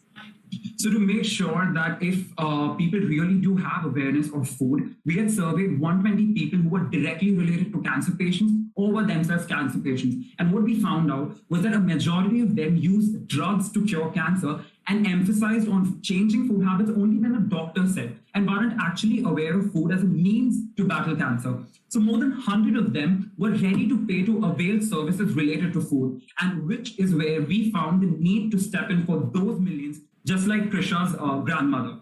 So however, what do we plan to sustain? So we plan to bring in quarterly or yearly subscriptions and listing revenue where the brands could list on their products on our application, and in future through our cloud kitchen outlets. So to reach people like Krisha's grandmother or any other person in our family, as we know that we definitely have somebody who is affected with cancer. So what we've identified is that there are 2 things that we need to keep in mind to make our strategy effective. One is that to keep in mind that this is a sensitive issue. And the second thing that it would take a lot of work to attract a diverse range of audience to change their lifestyle and understand this impact. So highlighting to which we would create awareness campaigns, collaborating NGOs and major regulatory bodies of cancer. And the second thing is that we would create an in-app experience that would include connecting those patients and sharing their stories, thus giving a personalized touch.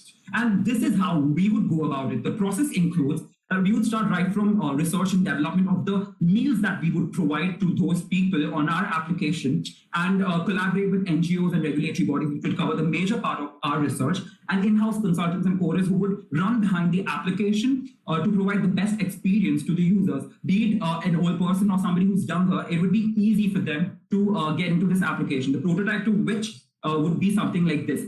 In future, we aim to bring in more augmented services for the mental health of these patients and bring in cloud kitchens for those who can't really do it, and focus more comprehensively on those diseases that could actually be cured just through those functional food. And this is our team, Nishal, Bhavik, Mansi, and Krisha. And we are the team missing ingredient, and this is how we would want to replace that missing ingredient in the lives of cancer people. Thank you. Thank you. Judges, you may ask the questions to the team. Ligita?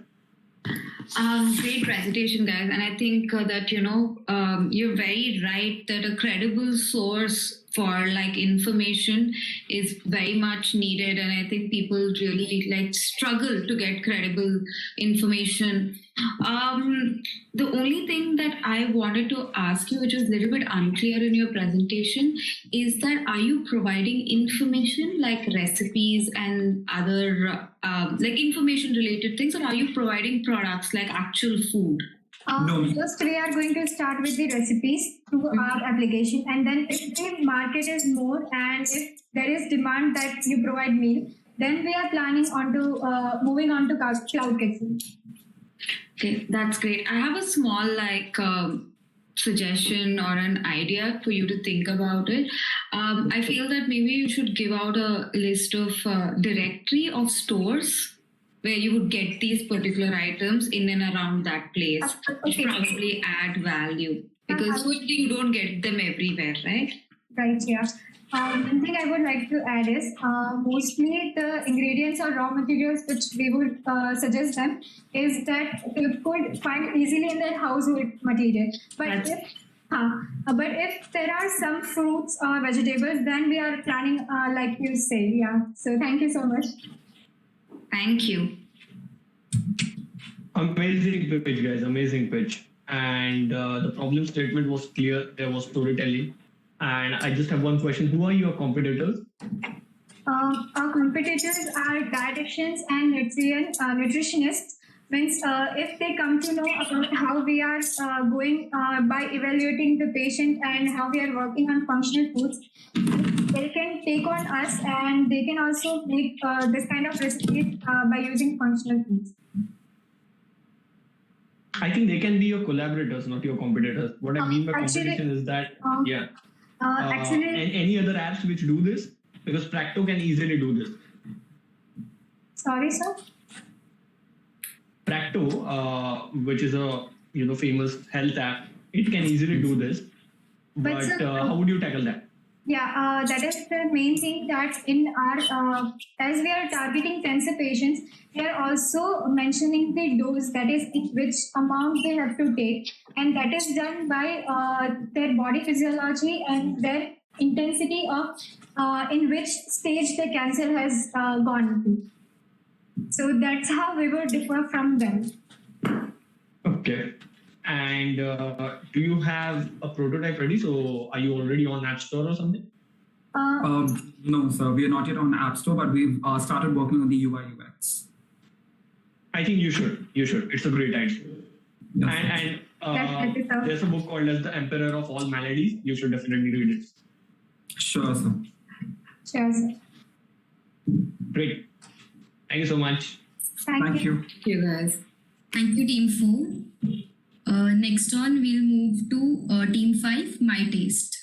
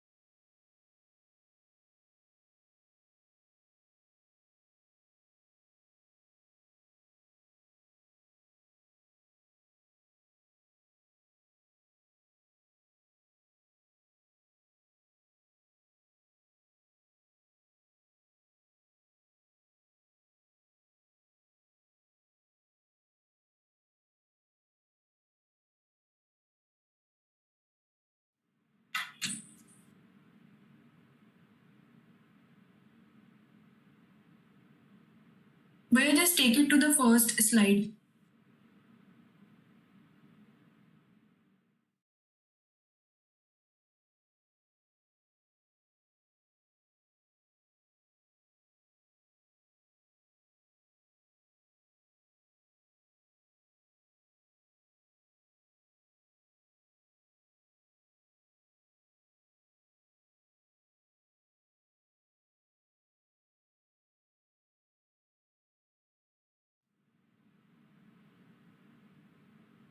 Yeah. So, good evening, judges. My name is Harsh Totwani. And this is Ayushi Jani, and we are from Team 25. Now, nowadays, it is observed that because of the lack of good nutrition in the meal, and sometimes because of the unhealthy lifestyle, many people are caught in the cage of lifelong health diseases or issues, which may be one of the example can be the diabetes, as the screen shows that 15% of the individuals in India are suffering from the same. The next problem we are targeting is about every industry because of this pandemic has gone through several drawbacks because of this pandemic, and same is with the food industry as well. The next problem which we focus to solve is the problem itself says that time and health are no longer peers, especially in those big cities.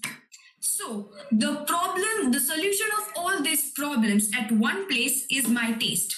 We at My Taste provide a website wherein we'll be providing regional, famous food also which has a good amount of nutrition at one place.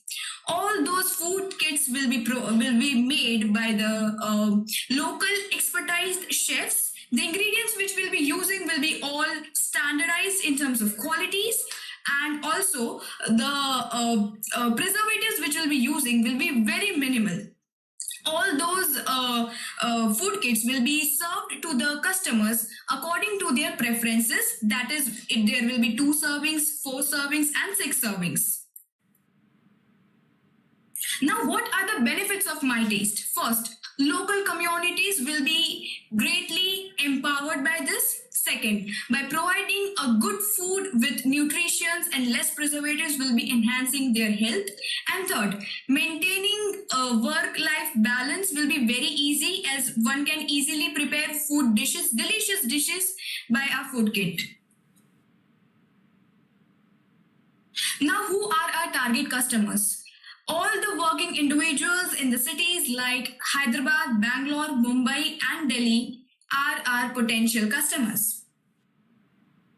Now, this is a graph which shows that the tendency of the individuals to order online food, which is categorized by the age and the income. Now, what and how we will deliver our products? Majority of our raw material will be in a powdered form so that we can increase their shelf life without using preservatives in it. And if there's any food which should be turned into the paste, it will be stored in a refrigerator. Also, we'll be keeping check on the time from which we buy the material and we pack to the food, so that, you know, the time duration will be very less, so that we can use very minimal amount of preservatives. Now, when it comes to delivering our food kits, we will be partnering with supply chain giants, or I can say we will be using sales channel of different giants like Swiggy, and there will be distribution of the profit margin accordingly. Okay, coming to the marketing strategy, now since our target customer base are working couples, so our major emphasis will be on digital marketing, and we will be using tools like Instagram, LinkedIn, and Facebook. WhatsApp and Snapchat will not be our first priority here. The customers review, like from the survey we made, Mr. Karthik from Hyderabad says he likes the idea and he likes the this whole concept of food supplies getting delivered at one place. Mr. Nitish from Bangalore is not very enthusiastic about the ingredients. He says that he wants the entire dish at one place at one time. Mr. Atul from Delhi has given us a suggestion that this idea can also be used by the students who are currently staying in the hostels. So according to the survey we made, out of 105 responses, 65.7% of the people are enthusiastic about our idea. From the financials, I would like to draw the attention that the Facebook ad on the top, actually it's not only the Facebook ad, it is the entire social media channel, the one we showcased you before. So we will start from the social media channel, and from the first month, and gradually we'll also employ other sources. We have put a lot of emphasis on referral contests and guest blog posts for the reason that we feel that when old customers give feedback to the new customers, then a community is created. And when a community is created, the customer base is retained and it is increased also. And that's what it is. And we have given an example like a bean box sale, which is maybe 500 rupees, and 10% maybe the returning customers, and 8% maybe those who may not like our product by chance. So customer. Team 5, you have 20 more seconds to wrap up. Okay. So this is our customer development. First will be used social media channel, and then other sources, and then revenue will be from our core product at first, so it is less, but then we will employ other sources as well. These are other sources: margin, ad-based, subscription revenue model. Our future plans, we may charge commission from our chefs. How we will use $1 million, 30 to 40% in fixed costs like warehousing, 20% in variable cost, 20% in advertising. Some part we also keep aside. So if nothing goes as planned, we don't have to run in losses. We can pay our loans back. And that was our time. Judges, you may go ahead with the questions. May I stop sharing or just stay on? You may keep the presentation. Yeah, thank you. Regina?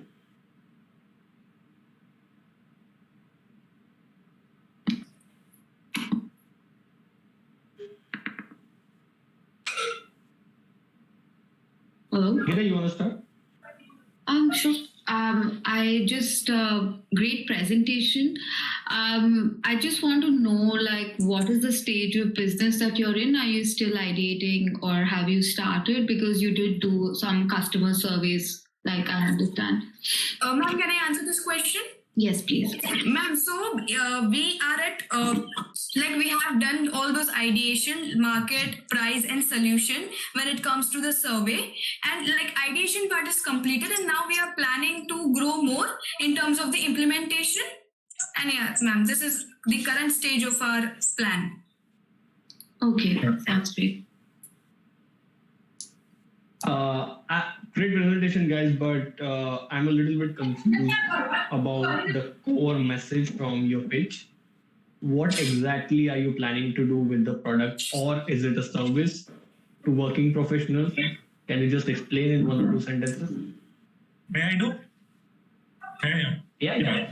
Yeah, sir. So basically, we are selling 3 kinds of values to the customer. Means what our product value is like that. That we know that the current trend is that in the coming future, working couples will increase. Both husband and wife will be working in some or the other professional field. At that time, their timings, their time for the coming to home and cooking their own food will also go down.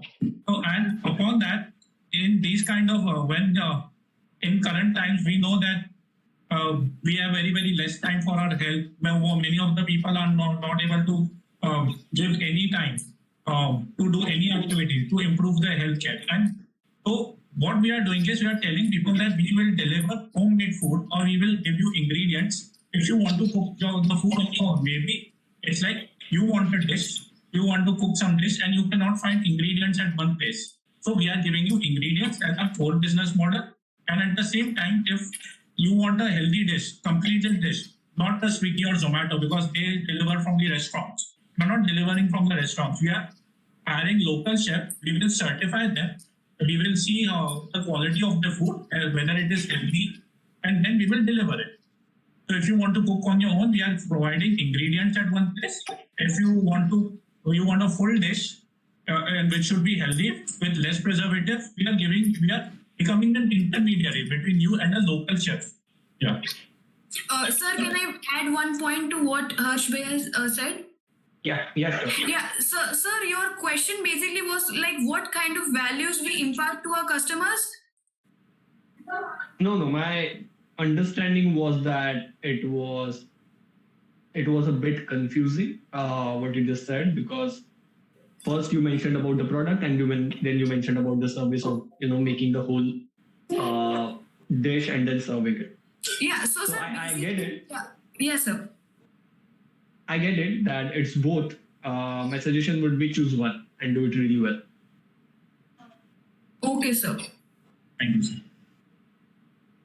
Sir, to add on, sir, just one point. Sir, to add on what Harsh told, it is more of to empower the local communities and also to help those individuals in terms of nutrition and providing values. Just say, health increase ho, you can spend time at home, and yeah, this is all we think. So that's why, sir, we chose and we combined it. Yes, sir. Got it. Thank you, Team 5. Thank you. Next up, we'll take a short break of 5 minutes and then we'll come up with Team 6. That is Team Incredibles. Okay, sir. So, ma'am, I should stop sharing? Yeah, you may.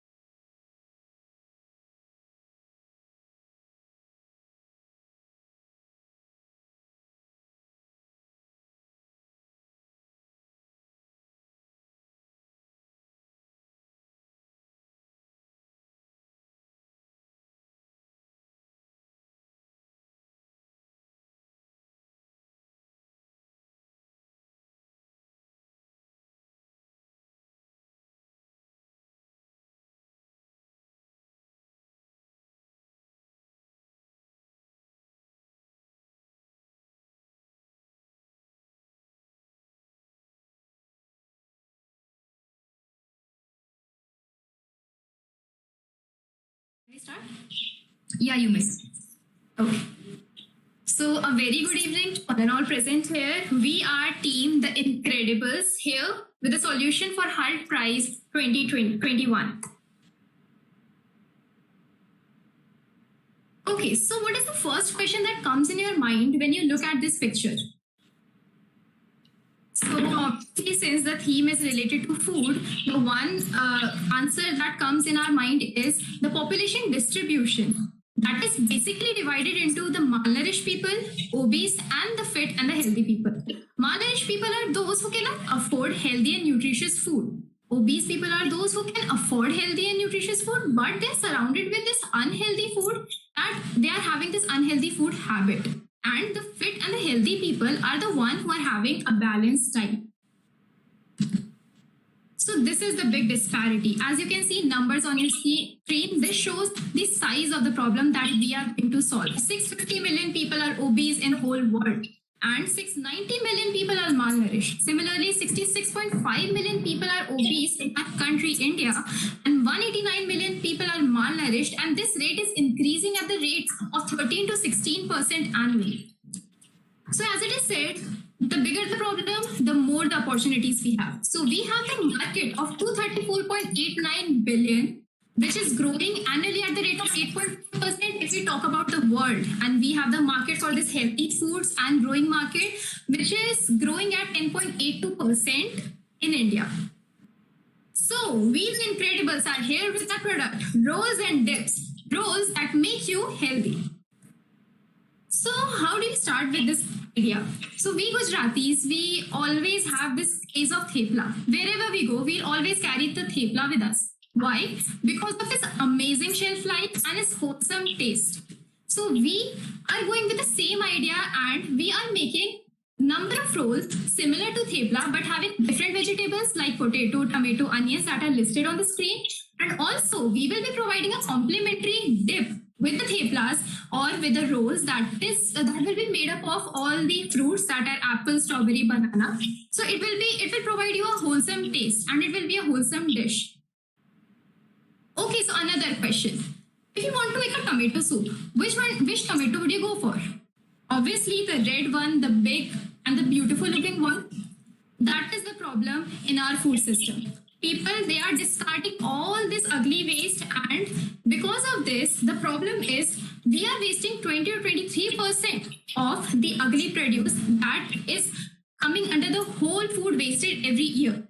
And this wastage of 57.5 million tons of food per year cost us 17,600 crore.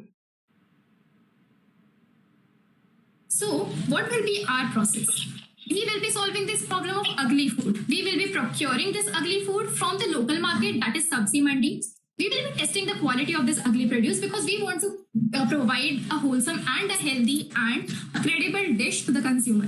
We will be converting the raw food into delicious rolls and dips. With a sustainable and packaging and branding, we will be selling this to the consumer finally. And also, we are having one USP that we will be donating 1 plate for every 10 plates sold by us. So this is a very simple supply chain that we have made for our model. That is, we will be procuring the vegetables from the local market. And we will be doing this quality assurance and certain standards. This SPS compliance and extract, we have got this information from the farmers we have contacted, and they gave us this information about the quality assurance. And finally, we will be converting the produce into healthy and nutritious rolls and dips. So this is our final USP. We will be providing you affordable and go-to food, ready-to-eat food.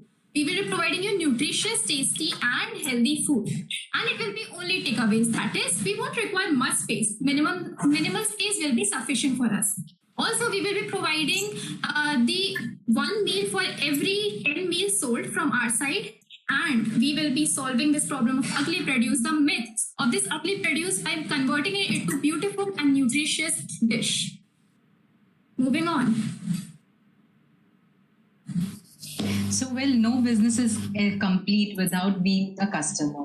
So, well, every business requires an ideal customer, a customer persona. For us, that is people ranging between 20 to 40 years of age, male, female, or any gender they would like to associate with, and people who are literal.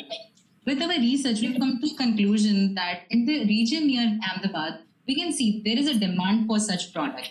Moving on, talking about revenue model, we want to keep it very simple. We are going to sell it directly to our consumer and look into franchising options as well.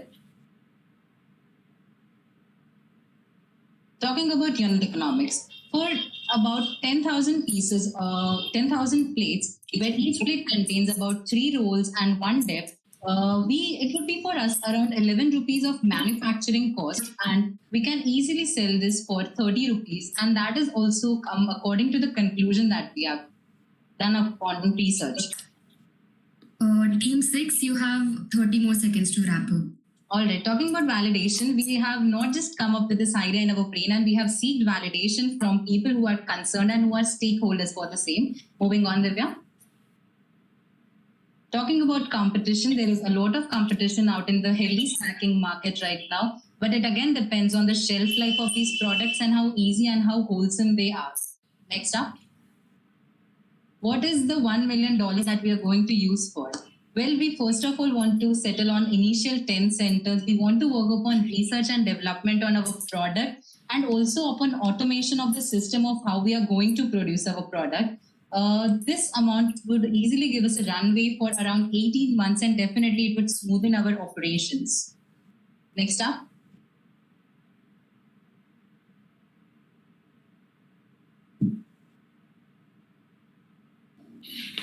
All right, can you change the slide, please?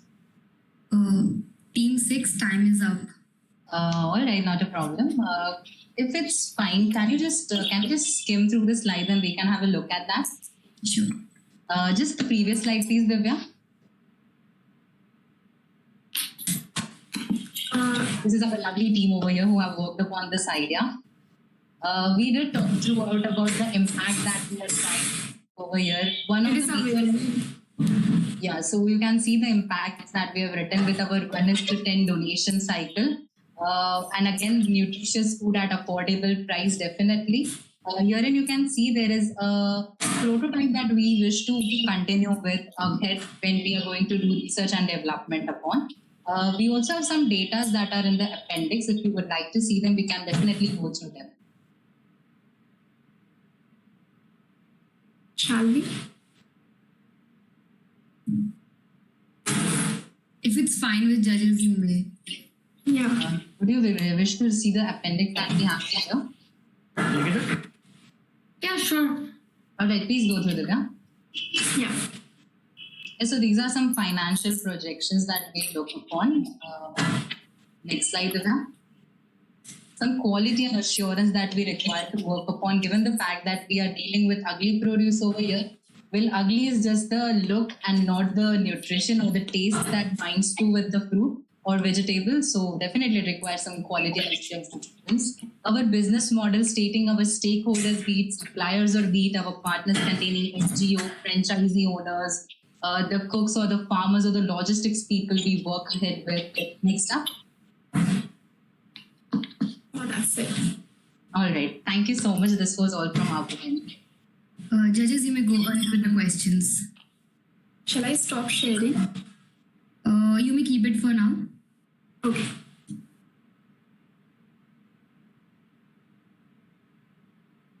Ligita?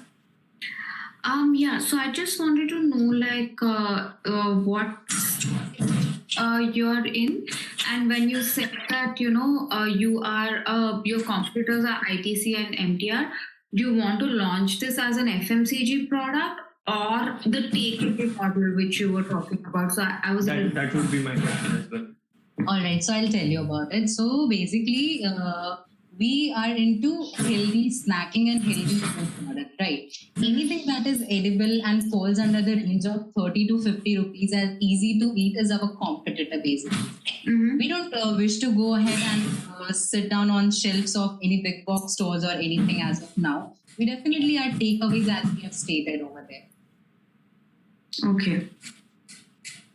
But then you have a cloud kitchen model or maybe a small kitchen model where you would just, like Domino's, you can offer takeaway.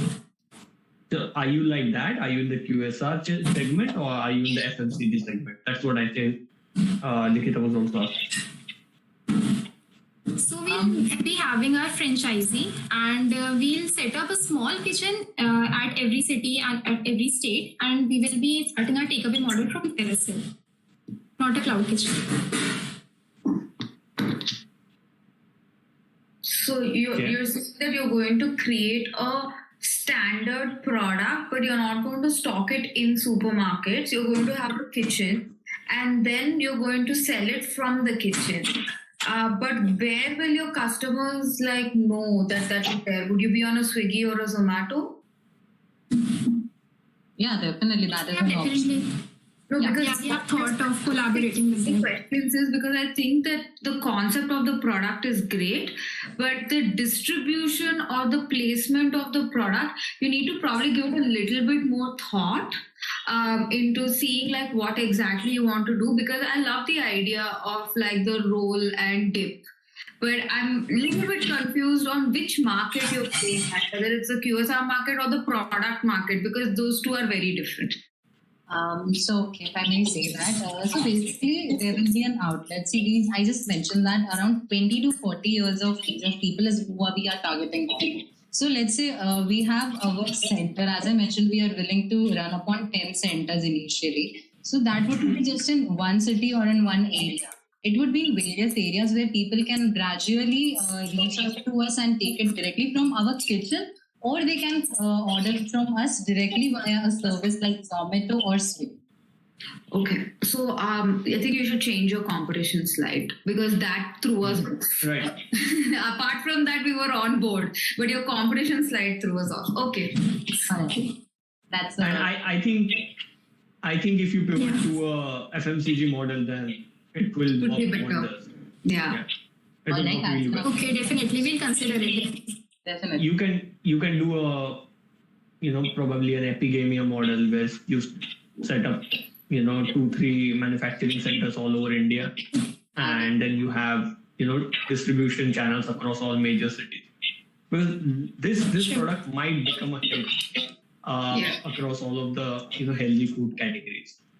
Definitely. There's this product, right, where you get these sticks with chocolate dip.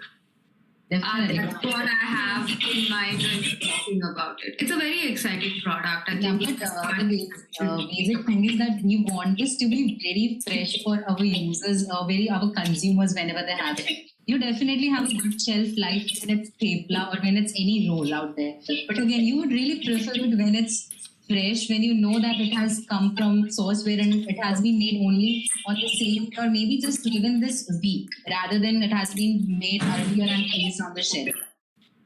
You can do that. You can do that. You can still do that. You can have a shelf life of 7 days or 10 days. Yeah, definitely.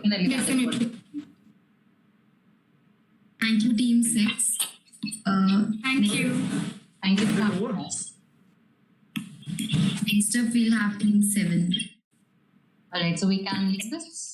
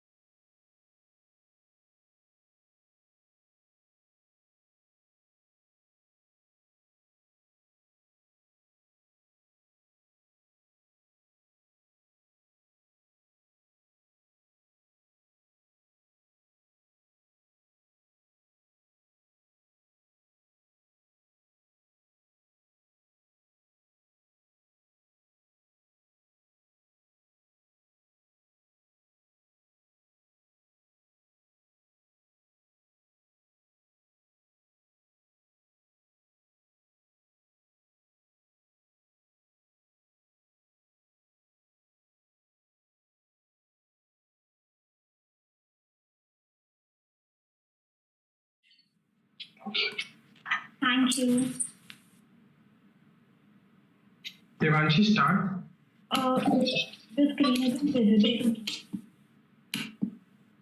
My screen is visible? Yeah, it is.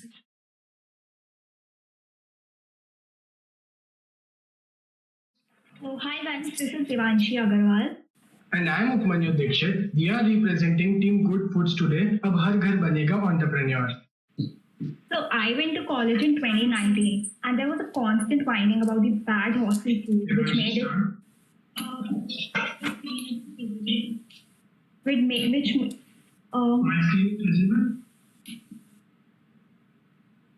hello. We can hear you, Devanshi. Actually, there's an echo. Like I don't know. There's some problem. And I'm Like I'm able to hear my own voice.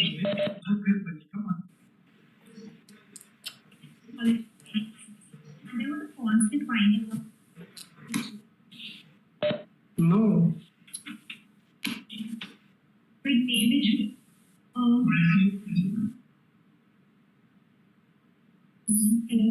Guys, if you can move, You, Devanshi. if you can mute, that will be better. Like If all of us, apart from those who are talking.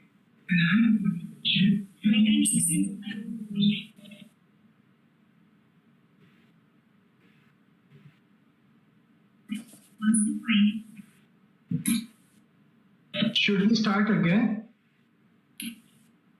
Yeah. Okay. Devanshi? Yeah. Hi guys, this is Devanshi Agarwal. And I am Upmanyu Dikshit. We are today representing Team Good Foods, Ab Har Ghar Banega Entrepreneur. So I went to college in 2019, and there was a constant whining about the bad hostel food, which made us go out to restaurants and cafes. But as our first semester came to an end, some of us either lost or gained too much weight because of irregular and unhealthy eating.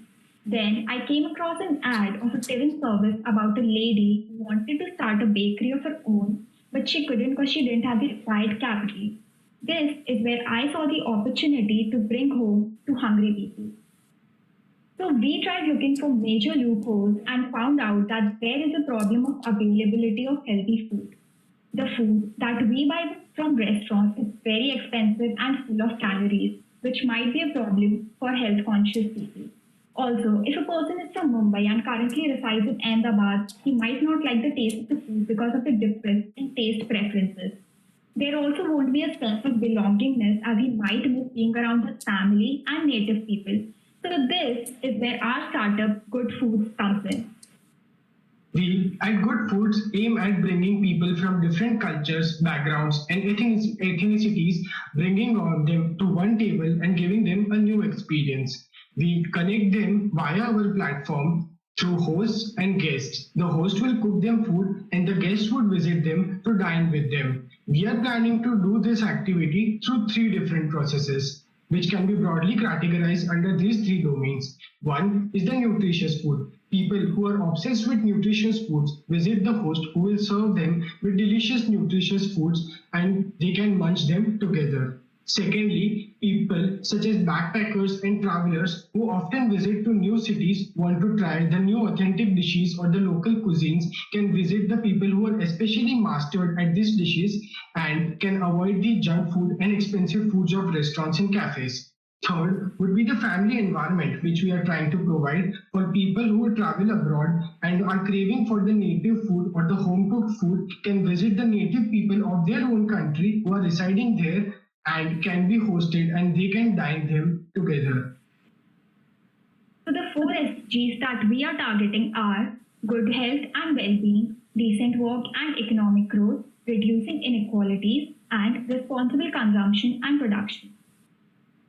So we did a pestle analysis to understand the food industry better.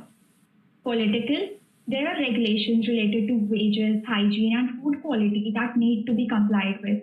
Economical, brand supplemented taste with low cost to encourage customers to spend more. Social, the fast food industry has faced heavy criticism for targeting young children, due to which it had to adopt measures like showing nutritional content on the label. Technological, it is now being used to improve profitability and reduce human errors through automation. Environmental, changing government rules and regulations press the brands to adopt a greener approach. Legal, food quality and nutritive value are the major areas affected by the law. Now, how we validated our idea. We asked a group of people to fill up a survey form to think that people are really connecting with our idea or not. The first thing that we got from them is that 60% of people faced the problem which we posed in front of them, and 74% of the repliers wanted to try the app we presented to them. The target audience for this app or the idea would be ranging between the age group of 22 to 55 years, and also we are targeting the income groups of lower middle class and higher middle class. These are the bunch of people who will be gaining maximum through our app. Our competitors, as this field is relatively new, we don't have much competitors. Eat With is a culinary exercise website, but they are very much limited to one particular city. And Couchsurfing is a lodging website which give people lodging facilities at strangers' home, have faced serious security lapses often in recent times. Okay, so the USP of our startup is that we will help in availment of healthy and nutritious food at affordable prices with taste according to the customer's preference. They'll also get a homely feeling being around people. We also focus on creating maximum impact through wide reach across the globe. For safety measures, we do security checks of the host and their place. So this is the revenue model for our startup. Our main source of income will be the basic subscription fee that we'll charge from the users for the availment of our services. We'll charge an amount of Rs 5,000 per year with free training. Our other sources of income will be through paid advertisements on our app and website, affiliate marketing, and partnerships. Guys, you have 20 more seconds to wrap up. This is the basic prototype for our model. We are impacting on our startups for like 10 million people by bringing them together culturally and ethnically. We are also making entrepreneurs at every household. We are trying to promote healthy food and healthy lifestyle, which would affect their diets pretty good. This is the team from every domain which executed this idea. You can visit us at goodfoodshultprize@bigsight.com. Thank you. We are open to questions.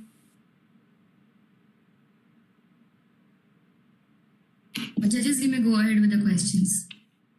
Karthik, do you want to start? Yeah. So guys, what are you exactly selling? I understand that it's an app, but you mentioned a website.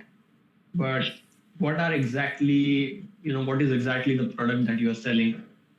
And what am I getting with 5,000 after paying 5,000 rupees a year? You would be hosting people on our website. They will come to your home, and then you will dine with them together. As in, they will pay you the amount of the food you are cooking. You just have to subscribe to our app to get listed on our website. They would contact you through our app. So basically, after 5,000, what you will get is like people from across the world who travel a lot and they long for their native food, the traditional taste. Like they'll contact you through our website and they'll pay you for the food that they eat. We also provide pickup services. Okay.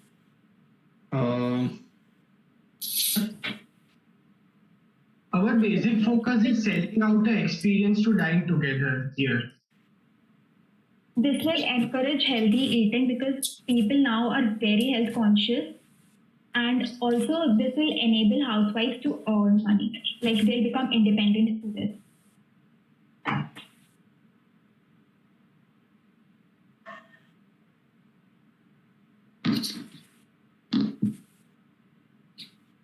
I think there was another company that did something similar in the US. I forget the name of it though. But what stage of modeling are you in? Do you want to take this further? Like, have you worked on it? So we have already created our email account and we have created a website which you can also check, which is mentioned here. And we are currently working on the app. And how would you reach out to these households who want to be on your app as like a service provider? We would market it firstly. Secondly, they would get listed on our app, and then we'll dispatch a security team which would check their place and stuff so that it is safe both for hosts and customers. And we'll also take a security check of customers registering on our website. Okay. Thank you. Thank you, Team 7. Next up, we'll have Team 8, Risk Factor.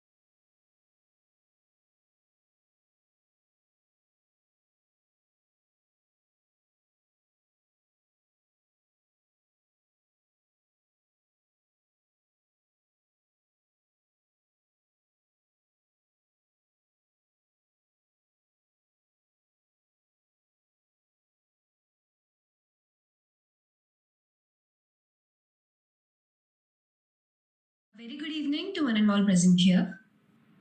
It is said that balance is not something you find, it's something you create. Inspired to create a similar balance between food wastage and healthy consumption, Team Risk Factor brings to you Heal Thy, a minimum food wastage restaurant. So when we went around thinking about what the problem is, we asked people what is stopping them from eating healthy. We got various responses. Some of them were that they cannot expect junk food to be tasty and healthy at the same time. Other excuses were that cooking healthy is just too much work, or that the assumption that healthy food is very expensive and they would just go for cheaper substitutes which are not healthy but are cheap. So the basic problem that we saw was people do want to lead healthier lives, but they do not want to give up their liking for junk food. There is massive food wastage. On the other hand, some people do not even have enough to eat every day. But as we know, every problem has a way out. So here at Heal Thy, we will provide the best restaurant experience along with a meal box at a reasonable rates. Also, we have planned certain programs addressing the problem of food wastage. Heal Thy is a minimum waste vegetarian restaurant which will try to resolve the problem of unhealthy consumption and food wastage. Here, we will be majorly focusing on employing and empowering women as our chefs. We are planning to open our venture in a metropolitan city so that we have a good customer base to which we can offer the normal everyday food of the restaurant along with our customized dabba. Wait. Customized dabba? What is that? So basically, here, the choice of dish will be the customers and the duty of making it healthy will be our responsibility. So basically, what we would be doing is substituting the core ingredients of the favorites of people with low-calorie variants. Coming to the wow factor, what is it that makes us different? Firstly, we have Scavenge Saturdays. Scavenge Saturdays is a program in which twice a month people will be bringing vegetable and fruit roughage to us. This will be converted into manure and sold to farmers at cheap rate, thus providing mutual benefit. Other than that, the leftover food will be distributed among the needy. But what's in it for the people? You might be thinking. In return, we will be providing people with incentives such as discounts depending on the quality and quantity of their food. We will also be planning Talent Factor, which would be a platform for people to bring out the chef in them with their unique and innovative recipes. The winning participant will have their dish featured in the menu of Heal Thy with full credits and royalties. Another point that I would like to bring to notice is that the customized dabba which we have would be available both as a takeaway and home delivery option as well as a dine-in option. Coming to women empowerment, it is said that big movements start with little steps. So our little step towards women empowerment would be majorly empowering women who are already active in the food industry, even if it is at a small scale, providing them with the recognition which they deserve. We will be having them as chefs and waitresses in our restaurant. Through Heal Thy, we will be catering to both the sectors of the public. those who are looking for homely and comfort food, as well as those who are the health conscious consumers.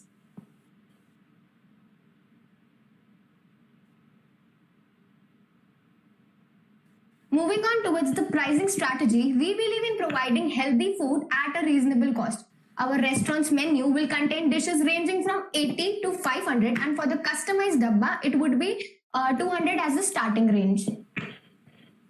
Our promotional strategies include inviting food bloggers to visit our restaurant, collaborating with gym in order to promote our healthy substitute-induced customized dabba. Also, the programs like Talent Factor and Scavenge Saturdays are amongst our promotional strategies. Coming to the profit margin, as we know, the startup ventures initially have a little problem in gaining profit. So we will try to have a profit margin of around 5 to 10% in the start to acquire a good volume of the market. But once we establish goodwill, we will aim for a higher profit margin. Coming to the menu for the customized dabba, these are some of the variants that we have thought of.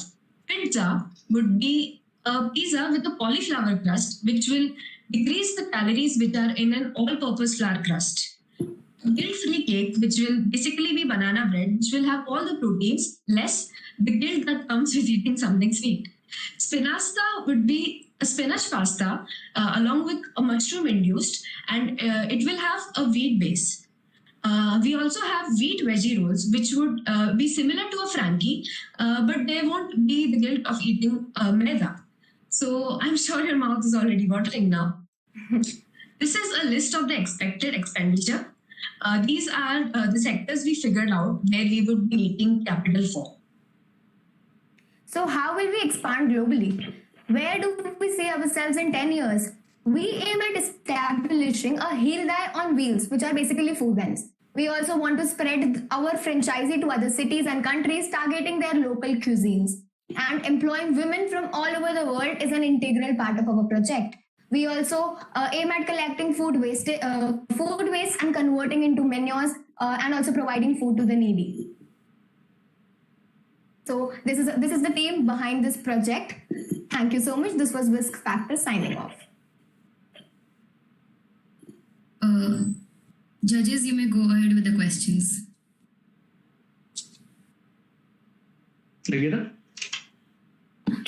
Hi guys, that was a great presentation. I just have one question, more like a clarification. So you are a healthy food restaurant? Yes. And, so that's it, right? You'll not be delivering the food, or you're not a subscription service. You're a restaurant. And you have like an innovative menu, which basically uses healthy ingredients as substitutes in normal meals. Actually, we are a restaurant, and in that restaurant, we have customized dabba. That customized dabba is specifically healthy substitute induced. Rest will be the normal menu as well. So they will have an option to choose. And how will you be delivering the dabbas? It's not only deliver, they can also come, it's deliver along with, they can sit and enjoy the meal. So it's both ways basically. And which market are you looking at? Like, have you thought of a city, or have you thought of a place? We are basically, like, for starters, we thought that if Nirma is in Ahmedabad, we would like to consider the market of Ahmedabad itself. And what we see in Ahmedabad is that there are people from both middle income as well as higher income groups who are willing to spend a little money for healthy foods, which would also be great in taste. Okay, that's great. Thank you. Guys, one caution. Running a restaurant is a really, really price competitive business. So, and especially under this environment of COVID, you should definitely check in if you would like to offer this through, delivery services, or maybe pivot to a QSR model. I think the idea is great. Healthy meals and women empowerment both can be tackled. Yeah, great pitch. Thank you, guys. Thank you so much.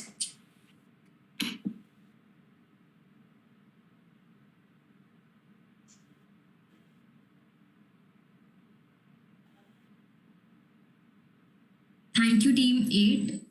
Next up, we have Team 9, Agrofrost.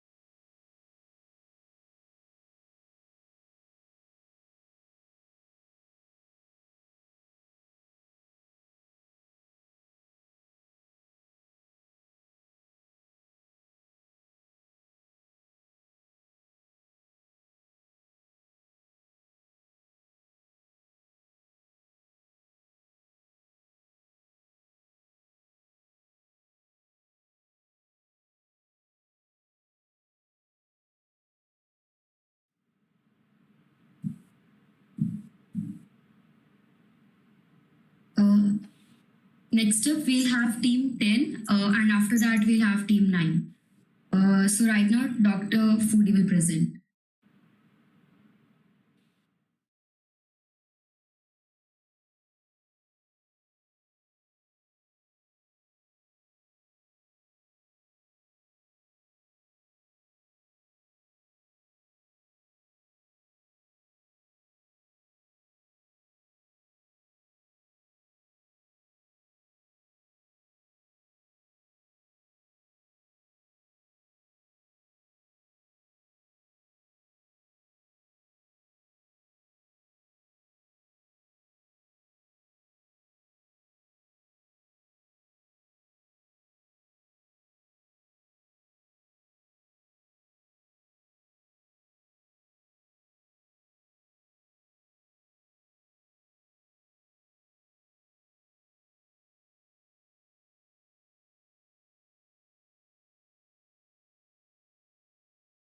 Thank you.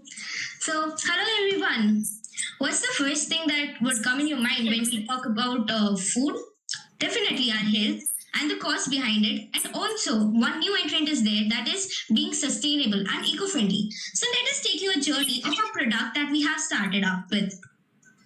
So, today, there are number of people and like a number of people who are becoming more conscious of their intakes, the nutrition values that are there. We now check all the ingredients that are there in the product that we are buying. But then also we don't want to spend in a lot of cost. So this led our group to search upon the pain points related to the same. So let us see what the problems we saw. The first one is irrational buying. So we buy a lot of food items, maybe perishable or non-perishable, and then we just keep them in and we don't use them before their expiry date. And as a result, we have to throw them out, which leads to waste of money. So we waste around like 100 to 250 rupees almost on a daily basis. Like we purchase of this amount and we waste also accordingly. The second thing is fast lifestyle changes. So since our lifestyle has changed a lot, so we try to code in a lot of stuff, or like we buy a week's grocery or a month's grocery and put it over there, and we just forget it what we bought. So which leads us to the third problem, that is we waste all those things. So around 50% of the fresh food that we buy, or a lesser, like around the same, we just waste them because we didn't use it on time. So keeping all these problems in mind, we came up with a solution. That is an application that would give you your, when you download this application, you will have the chance to put in all the grocery lists that you bought in, and then we'll give you food suggestions accordingly so that you can come up, like you can schedule your items that you bought in your meal. And for the same, you can also, since you have given us all the grocery details, you'll have the, liberty to track in your food and nutrition details. Apart from that, since we will be giving you suggested diets based on the grocery list that's there in your fridge or in your cupboards, you'll have that flexibility to use the items that are just going to expire or just going to waste in priority, which would lead to savings. So here you'll have the chance of saving as much as 99% of your amount. So there you might have heard a lot of companies doing this, but what's new in us? So first of all, we believe that with us it's personal, because health is something that should not be taken upon as a stressful thing. It's something that you should enjoy. It's a process that should be enjoyed. So that's why we think that a personal touch upon it is very important. The next thing is that today, as people are becoming more conscious of sustainability, leaving a handprint has also become one of the important things, and this Dr. Foodie will be doing the same. Next is find your healthy. We never say that eating chocolates or cupcakes is bad. But the thing is, you should know that you're eating chocolates and cupcakes, and you should know the repercussions of it and how you can overcome that. And the last one is localize. As we said, a personal touch is always important. So we localize the stuff, the need, the terrain of the place, and give you suggestions accordingly. So what would a product include? The things we'll include the food intake tracking, wherein which it would include all the nutrition that you're taking, the number of times, the frequency, etc. The next one is food suggestions. So we've given you the suggestions according to the grocery list that you gave us in. nutrition, and we are suggesting the meals. So this leads to one of the good sides that it is that we'll give you dietitians and physicians that could easily track upon the whole process and help you out whenever necessary. As said earlier, it would also include reminders because definitely we always forget that we bought in this, and after scrounging out our cupboards we realize that shit, we bought this and we just forgot it. So reminders would help you to not forget it. The market size. So as said earlier, this industry, the fitness and related industry, is growing at a large rate, as it's growing in India at the rate of 14.1%, and the share in the market is of around 3.4 billion. Now that's a good amount, right? And the most important thing is that 73% of India's total web traffic, it's coming from the mobile phones, and since it's an application, it will be accessible by a lot of people. Now we did a quick market research, and in that we found out that 3 out of every 5 teens would want to work upon and try out our application, and for adults it's 3.5 out of 5, and for employees it's 4 out of 10.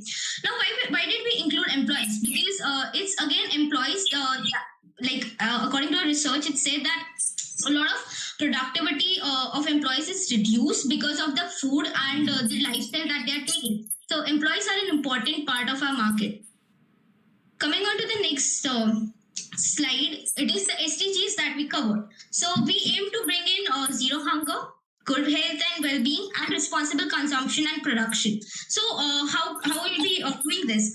So zero hunger by means that when we use our resources accordingly, a lot of food that's not irrationally bought would be used by other people who have the resources to buy. Good health and well-being, the whole application is around it. And responsible consumption, because since you're tracking what you're consuming, you are tracking the disposal of the same, you'll be easily being a responsible consumer of the products. You have 4 seconds to wrap up, Swasti. Okay, sure. So coming on to the business model, we aim to have in 50,000 downloads in our first month, and the sum of the prices that we thought would be great is for 150 for 1 month, 700 for 6 months, and 900 for years. We'll be looking out for funding from banks, ventures, and accelerators. And major cost of ours is advertisement fees to the physicians and promotion. The impact is we'll be targeting 1 million people in 1 year. We'll be generating employment. As this initiative will be making our earth cleaner, and food wastage would also be reduced. So thanks. We are open for questions. Judges, you may go ahead with the questions. Karthik, would you like to start? Yeah, sure. So you mentioned that you are an app. So essentially, you would be tracking what I buy. And sorry. Can you hear me? Yes.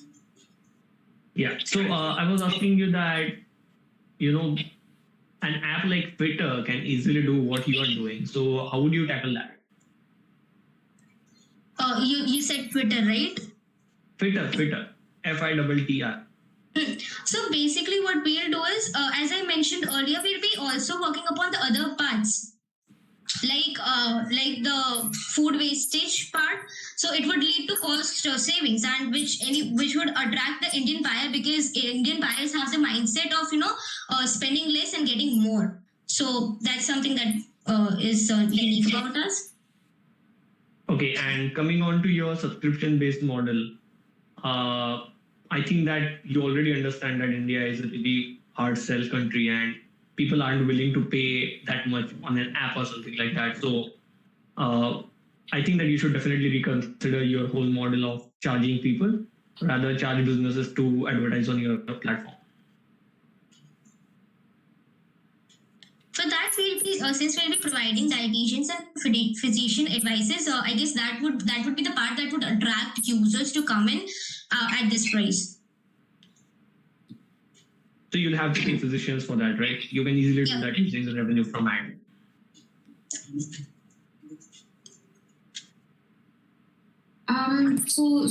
Swati, have you worked on the app? Have you spoken to people about your customers? Have you segmented anybody who's willing to pay and use the app? Yeah, we did do a short market research, and we found out that yes, people the pandemic has actually enlightened people to be more health conscious, and this is something that people were willing up to work with. Okay, thank you. Thank you. Have a good day. You too. Thank you, Team 10. Lastly, we have our final team, Agro First.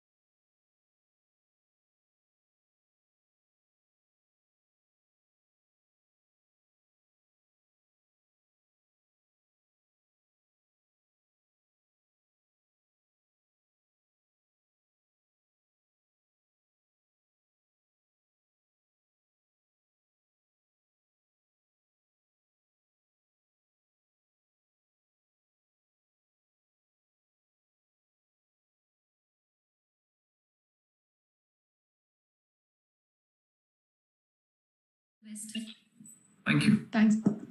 All right. So a very good evening, everyone. This is Team Agro Frost, and we are here with the tagline, Combating Hunger with Innovation. All right. So in India, we have this huge problem of hunger. Now, what is that which creates this? It's probably not production, but storing and preserving facility. So now the stat suggests around 13,300 crores of food is wasted each year due to rot.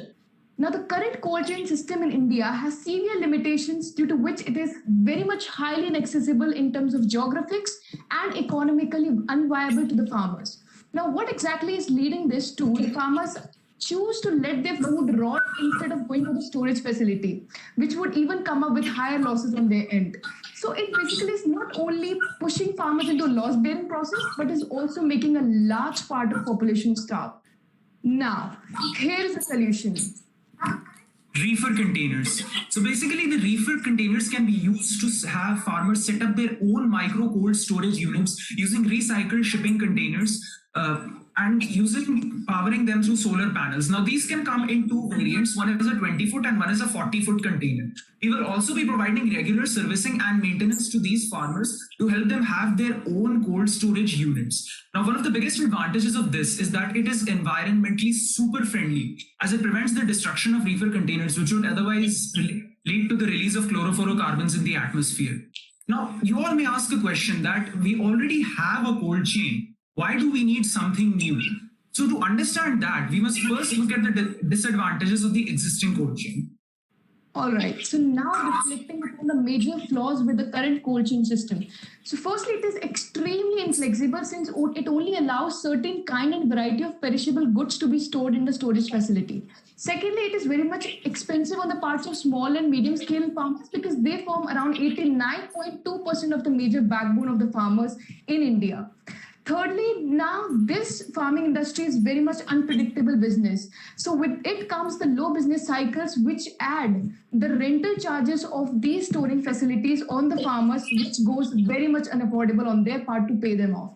Fourthly, it is very much geographically inaccessible since it's not spread all across the country to be able to deliver this service to the farmers. Now, talking about and dealing with these problems, we have a solution which would embark upon the distinctive advantages of the same. So here are these. So our solutions, firstly and most importantly, include solving the accessibility problem, as the reefer containers can be set up in every nook and corner of the country, and every self-help group and farmer can have access to these. As will be seen later, they are a much more economical alternative and can be programmed for temperature, humidity, and dehumidification to store any kind of crop and multiple crops at the same time in certain specifically made reefer containers. So the solar panels can also be used as additional power sources to power other agricultural machinery, which not only reduces the fuel costs, but also provides a sustainable, abundant, and environmentally friendly source of energy. So there is one more very distinct advantage of this. All right. So firstly, reflecting upon the profitability that we will be yielding out through this project. Now, since we would be, farmers would be relying on our project, this would increase the production. Now, since they would be able to store and deliver the service more aptly, this would grow the volume of a business and hence more profitable to them. Now, secondly, we would be diverting the rot wastage towards the increase in production in the market. So this would again lead to increase in the supplies. And now these two factors would attract the investment in the food industry. So these would definitely lead the price to go down since the supply is increasing, and profit would raise humongously since volume and investment is increasing. Now we have the financials to depict the same. And here are those.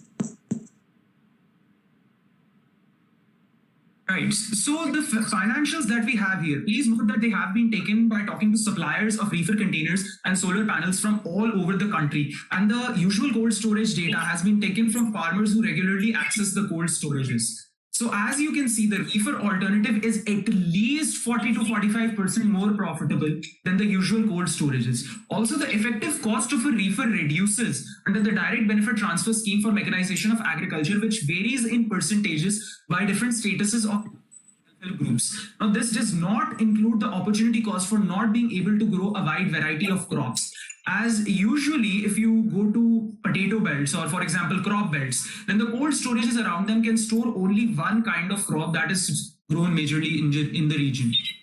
So as you can see, we have several crops for which we have charted out how many months can they be stored for. And these are some of the most usually grown and most profitable crops that can together be combined to not only solve profitability problems, but to also solve hunger throughout the country. So our major market will be the 19,985 self-help groups of Uttar Pradesh, Haryana, and Punjab, the three leading agricultural states of India. We will be connecting through them directly via mails and calls, for which we have already taken the first step. And we will also be connecting with them later through government networks. And we plan to expand this to other parts of the country and other fields such as fishermen and poultry.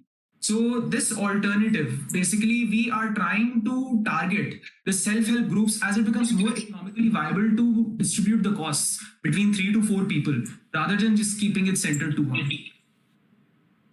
So this is our team. Thank you very much. We're open to questions. Thank you, team. Judges, you may continue with the questions. Karthik, you want to go first? Yeah, sure. Excellent presentation, guys. You were really confident. Thanks. And there was a clear problem. I understand that. Where would you be, producing all of these reefer containers? Are you going to partner with manufacturers, or what is the plan? So partnering with manufacturers actually a later step. Right now, we are recycling the used ones because reefer containers aren't made anywhere in India. So we are partnering up with firms from Mumbai, with firms from Faridabad, with firms from Gurgaon, from Agra, from Bhubaneswar, from Visakhapatnam. We have been speaking to them, talking about rates, talking about procurement, and we will basically be assembling a recycled reefer with the solar panel. So the reefer works on simply a plug and play principle. That is, you just connect it to a power source and then it is usable. So we will be assembling them and then transporting them to our customer base. And have you heard of TAN90? TAN90 is a similar startup. I think you should take a look at it. TAN90, sir, we have done a market research into one of the similar startups called EcoZen. But the problem with Ecozen and one or two other startups of the similar kind is that they build a cold room, which is not exactly programmable for different kind of crops. Firstly. Secondly, it is much more economically unviable. So while we were researching into the similar startups, one of the startups had a cost of a similar capacity of 20 to 30 tons at about 11.5 lakhs. Now we are ready to give it to them in 7 lakhs. So yes, we will also look into the similar startup that you have just quoted. Yeah, because 1090 is offering a much cheaper alternative. You should definitely take a look at it. Great pitch, guys. I second Karthik. The pitch was really clear, and we could get what you're saying. My only question is, have you done a prototype or anything like before? Now we have done virtual prototypes, and we actually have a lot of expert guidance from some of our connections in the marine engineering industry. So they will also be helping us in making the prototypes, and we plan on going forth with this. Like we have charted out certain kinds of products, but the most beautiful thing about this is that there are many kinds of reefers, there are many kinds of solar panels and solar batteries and inverters. So there are a very wide variety of products we can offer to make it economically profitable to different kinds of self-help groups and farmers. Ma'am, just a point to add on to this. We'll be employing solar plant. So solar energy would be employed in this. Again, it has an add-on factors to it that it would be used via battery during night usage, and also we can employ during work of hours, we can employ in various diverse work activities. So this would serve as a diversification of solar energy that we would be employing in this. We have planned to employ in this. And farmers can also use the solar panels from other than just the cold storage. They can use it to power their agricultural machinery. That's great. I think just a suggestion, in your pitch, if you could add the scientific validation to your idea and talk about that. So it'll give us more confidence that your product is actually it works. So I think that could be added to your pitch. Because you said you have scientists helping you out, and that should be an added value. Ma'am, actually, we did actually consult the suppliers. We consulted a lot of people, but we didn't get the consent to use their name. Now, since most of our data is primary collection, we asked them that we are going to present it. Can we please use your name? So they refused that. And we even had some environmental consultants who told us about how this is non-pollutive, how solar energy is highly sustainable, how we are preventing release of chlorofluorocarbons. But we didn't get the consent, ma'am, but on a personal level, we can communicate the validation to you. Okay, great. Sounds good. Thank you, guys. Thank you, ma'am. Thank you, Team Agro Frost.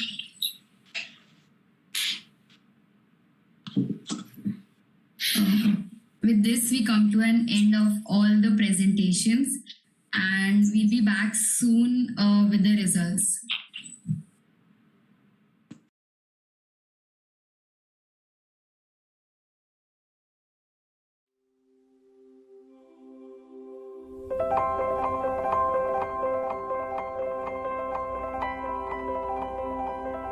The Hult Prize is of brilliant minds. The Hult Prize is for entrepreneurs who are ready to change the world.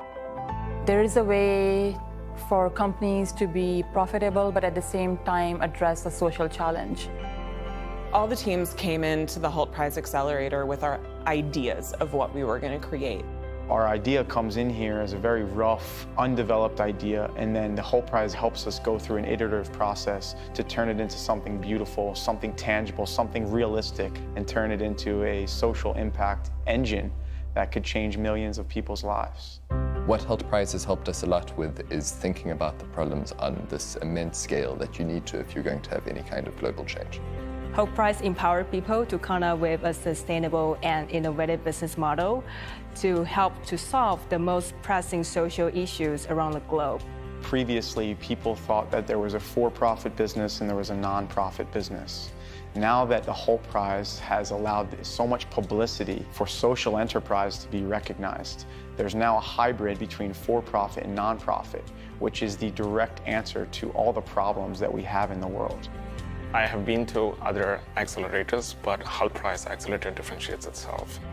The connections that we get here at Hult Prize is perhaps one of the most valuable things, So just a couple of minutes from them can help us solve issues that we've been working on for months.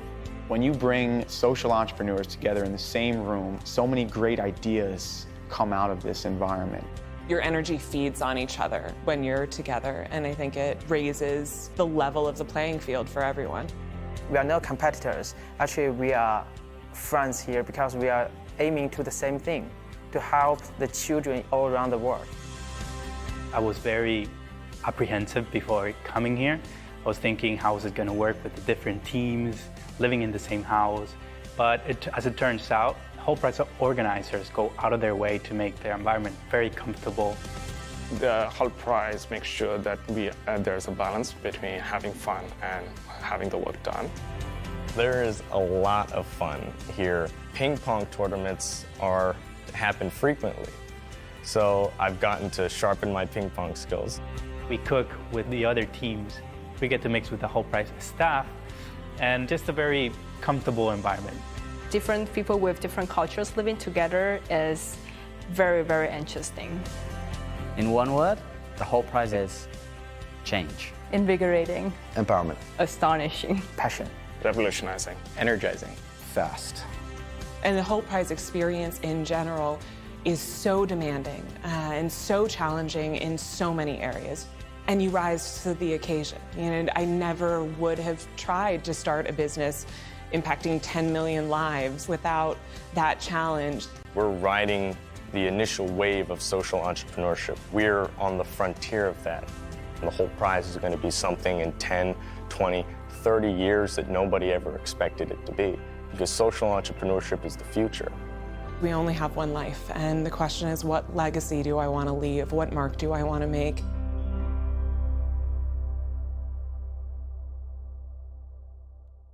I heard about it in the news. One of the teams had won. We were introduced to the competition by our campus director.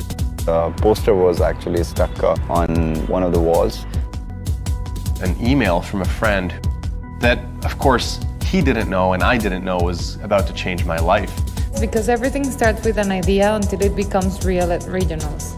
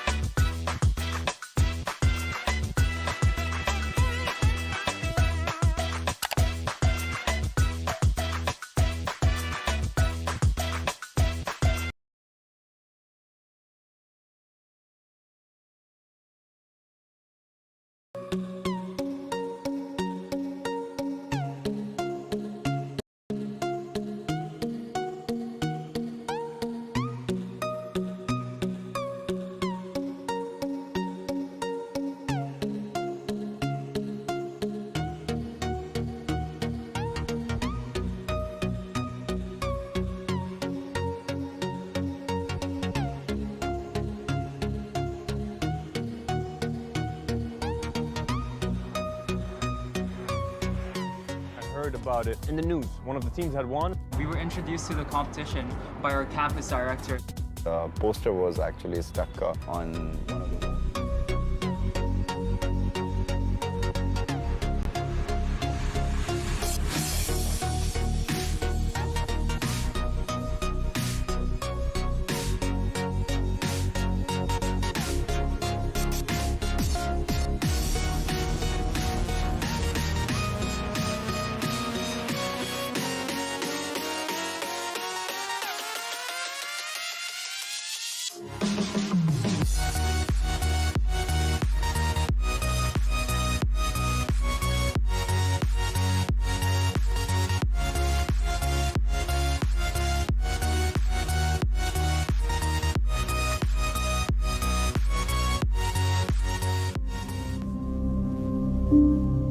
If you don't get people to believe that they can make our world a better place, you will not get the world to be a better place. I believe that the Hult Prize is changing the world. It was 10 years ago where I was asked to come fly to Lucerne to meet Bertil Hult. And I pitched him this audacious idea that I would bring young people around the world together to think differently about how to use business as a force for good. And that idea was the Hult Prize. Here I am, this 20-something-year-old, no startup experience, no real track record, and a big idea that was designed to change the world. Sitting across the table from a billionaire who effectively could change my life. And he bet on me. He took a risk on me. One of my friends once described Bertil as the patron saint of young entrepreneurs. The Hult Prize enables him to do that on a massive scale. If you want people, especially young people, to do their thing, you have to let them try. 10 years later, we have taken a chance on millions of young people. That's what we do every single day. Because believing in a kid and inspiring them and changing them within is how you change the world. I just remember us sitting there and thinking this was a transformative concept. You could actually build a for-profit business whose core objective is to eradicate some type of global issue. And that became what we all knew we were going to devote the next chapter of our lives to, win or lose the Hult Prize. And that's the beginning of Aspire. Mohammed Ashur. I always get goosebumps when I share his story because they had this wild idea that you could use crickets to feed the world. I start thinking to myself, could this be the idea that validates the model of the Hult Prize? I won't forget it. Shabita, she was wearing this crimson dress, and she said, Aspire has found a new way to feed the world. It's such a feeling of accomplishment and achievement.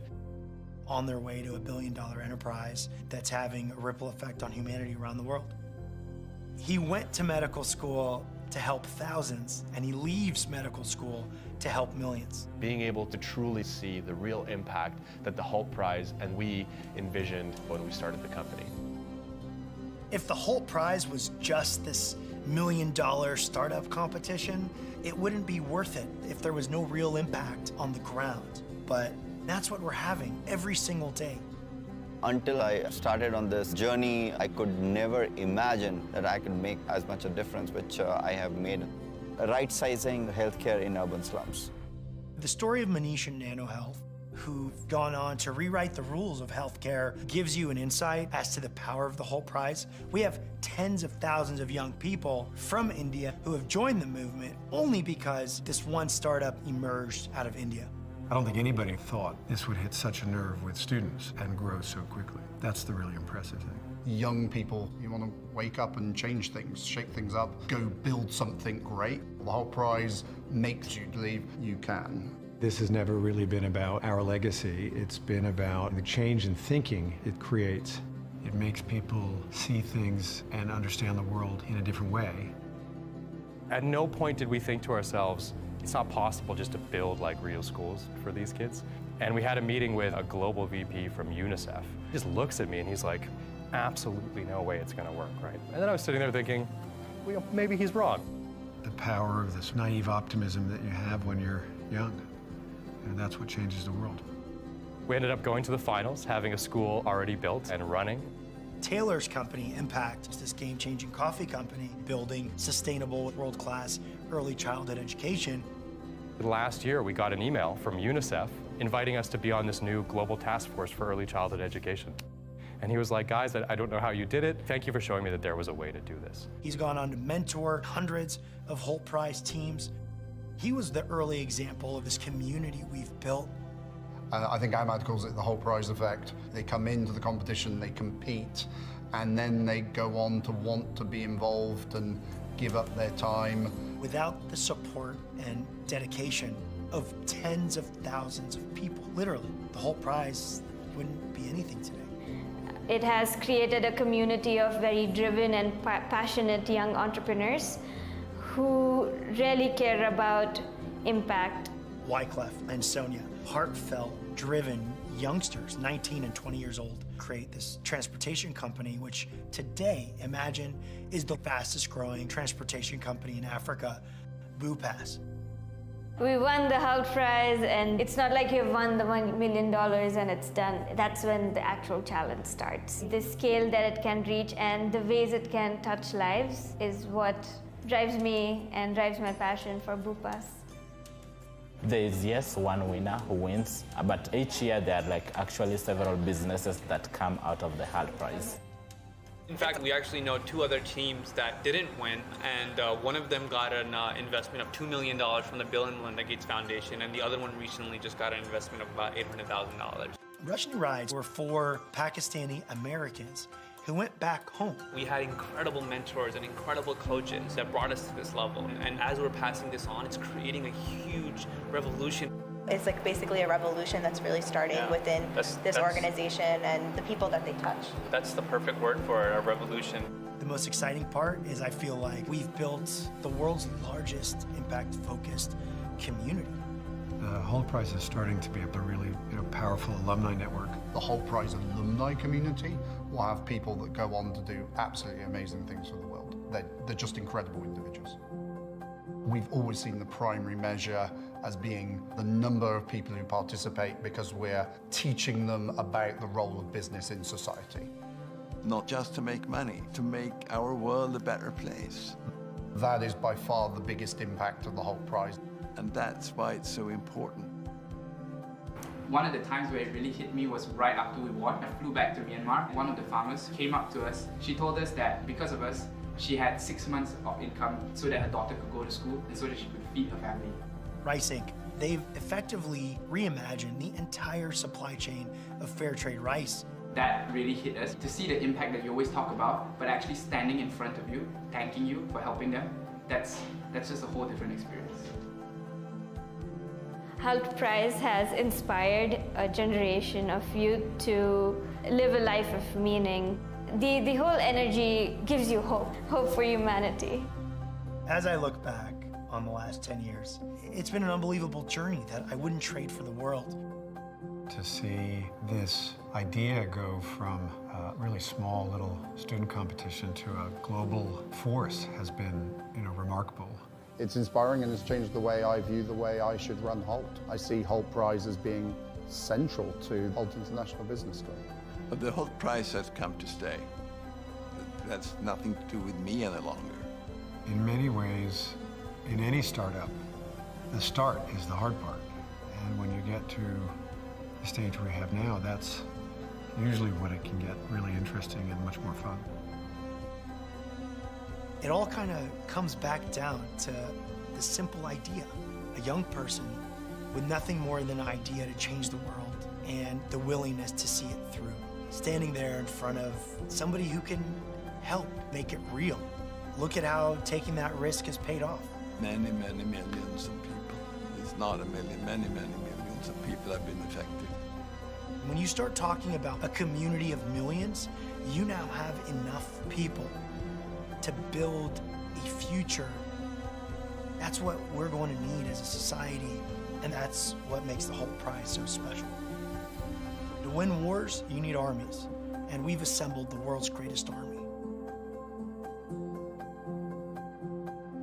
Those young people are what have become the Hult Prize, leading a generation to change the world.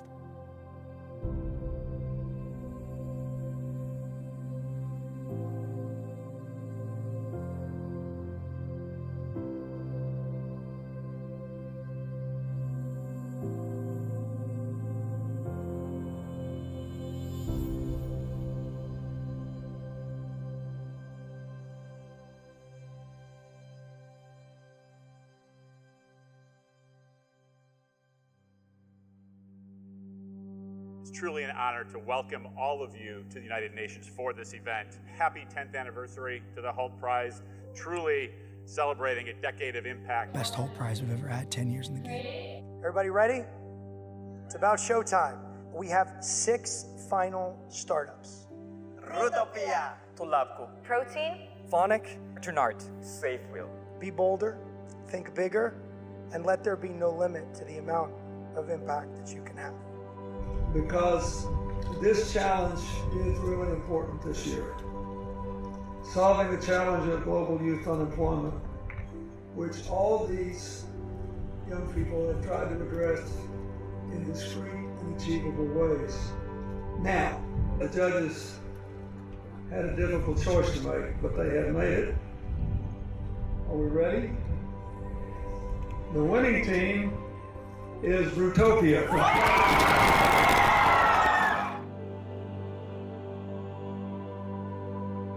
Fruitopia empowers indigenous youths to design and sell trips online, making it easy for travelers to find these amazing experiences, turning unemployed youth into successful touristic entrepreneurs in their own villages. And everybody that comes away from one of these trips, I think, will be the better for it. So they've actually devised a way to bring us all closer together across not just race and religion and gender and all the things that we read about in the press, but vast historical cultural differences that will affirm our common humanity. So let's give them a big hand.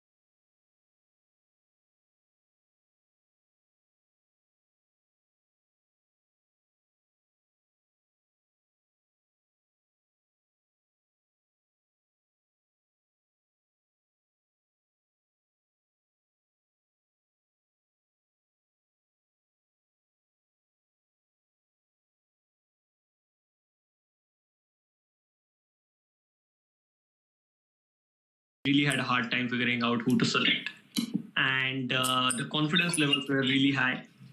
Plus, there's a global shift that is happening in the food sector, and there's so much focus on sustainability in food. And I love that all of the startups were tackling that, and I love that they were working towards the achievement of SDGs. So yeah, great pitches, great teamwork, and absolutely, I think you should keep pursuing your idea. Thank you. Thank you so much, judges. I'm sure that your views are really helpful to the teams. Moving on, we'll finally announce the top 5 teams. And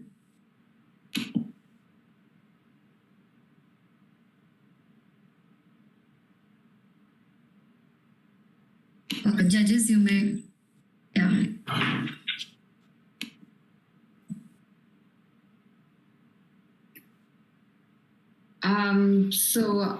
I think like Karthik said, it was really hard for us to choose between all the teams that presented. But I think the teams that we did choose were because they were articulate and they had clearly figured out what the problem they're solving were. I think Karthik, if you'd like to add. Yeah, right.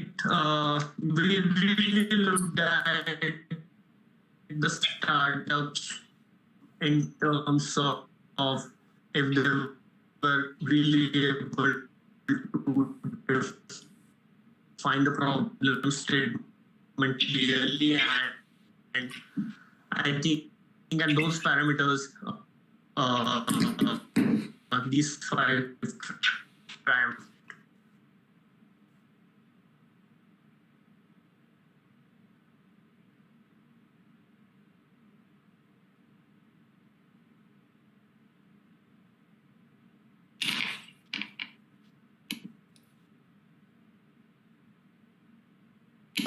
Thank you so much. These are the final 5 teams that will move on to the accelerator. Thank you so much, judges, for sparing us your time, especially Sunday, and helping us with the semi-final round. I would like to call our campus director, Hamza, to present the vote of thanks. Am I visible? Am I visible, Unnati? Yeah, you are. Nirma University, amazing participation from your side. I would really personally like to thank both the judges for their amazing time, for their amazing inputs, and the discussion was really fruitful. It was, a tough decision for both these people to pick out the best out of the lot, but every step is a learning curve for us, and I think that all is not done for now. The participants who could not make it past this, they can always apply for other channels, so just don't be disheartened. And those who actually did it, so we've got a lot of things planned for you, so just stay in touch. And Nirma University, thank you so much for that amazing participation. All of your participation, all of your work, all of your enthusiasm and confidence you have shown over the last 3 months has boiled down to this semi-finale, and hopefully we'll be seeing you again in the finale next month. So thank you so much, Nirma University. That's me signing off. Unnati, you take care. Thank you everybody for joining. We'll see the final 5 teams at the accelerator. Thank you.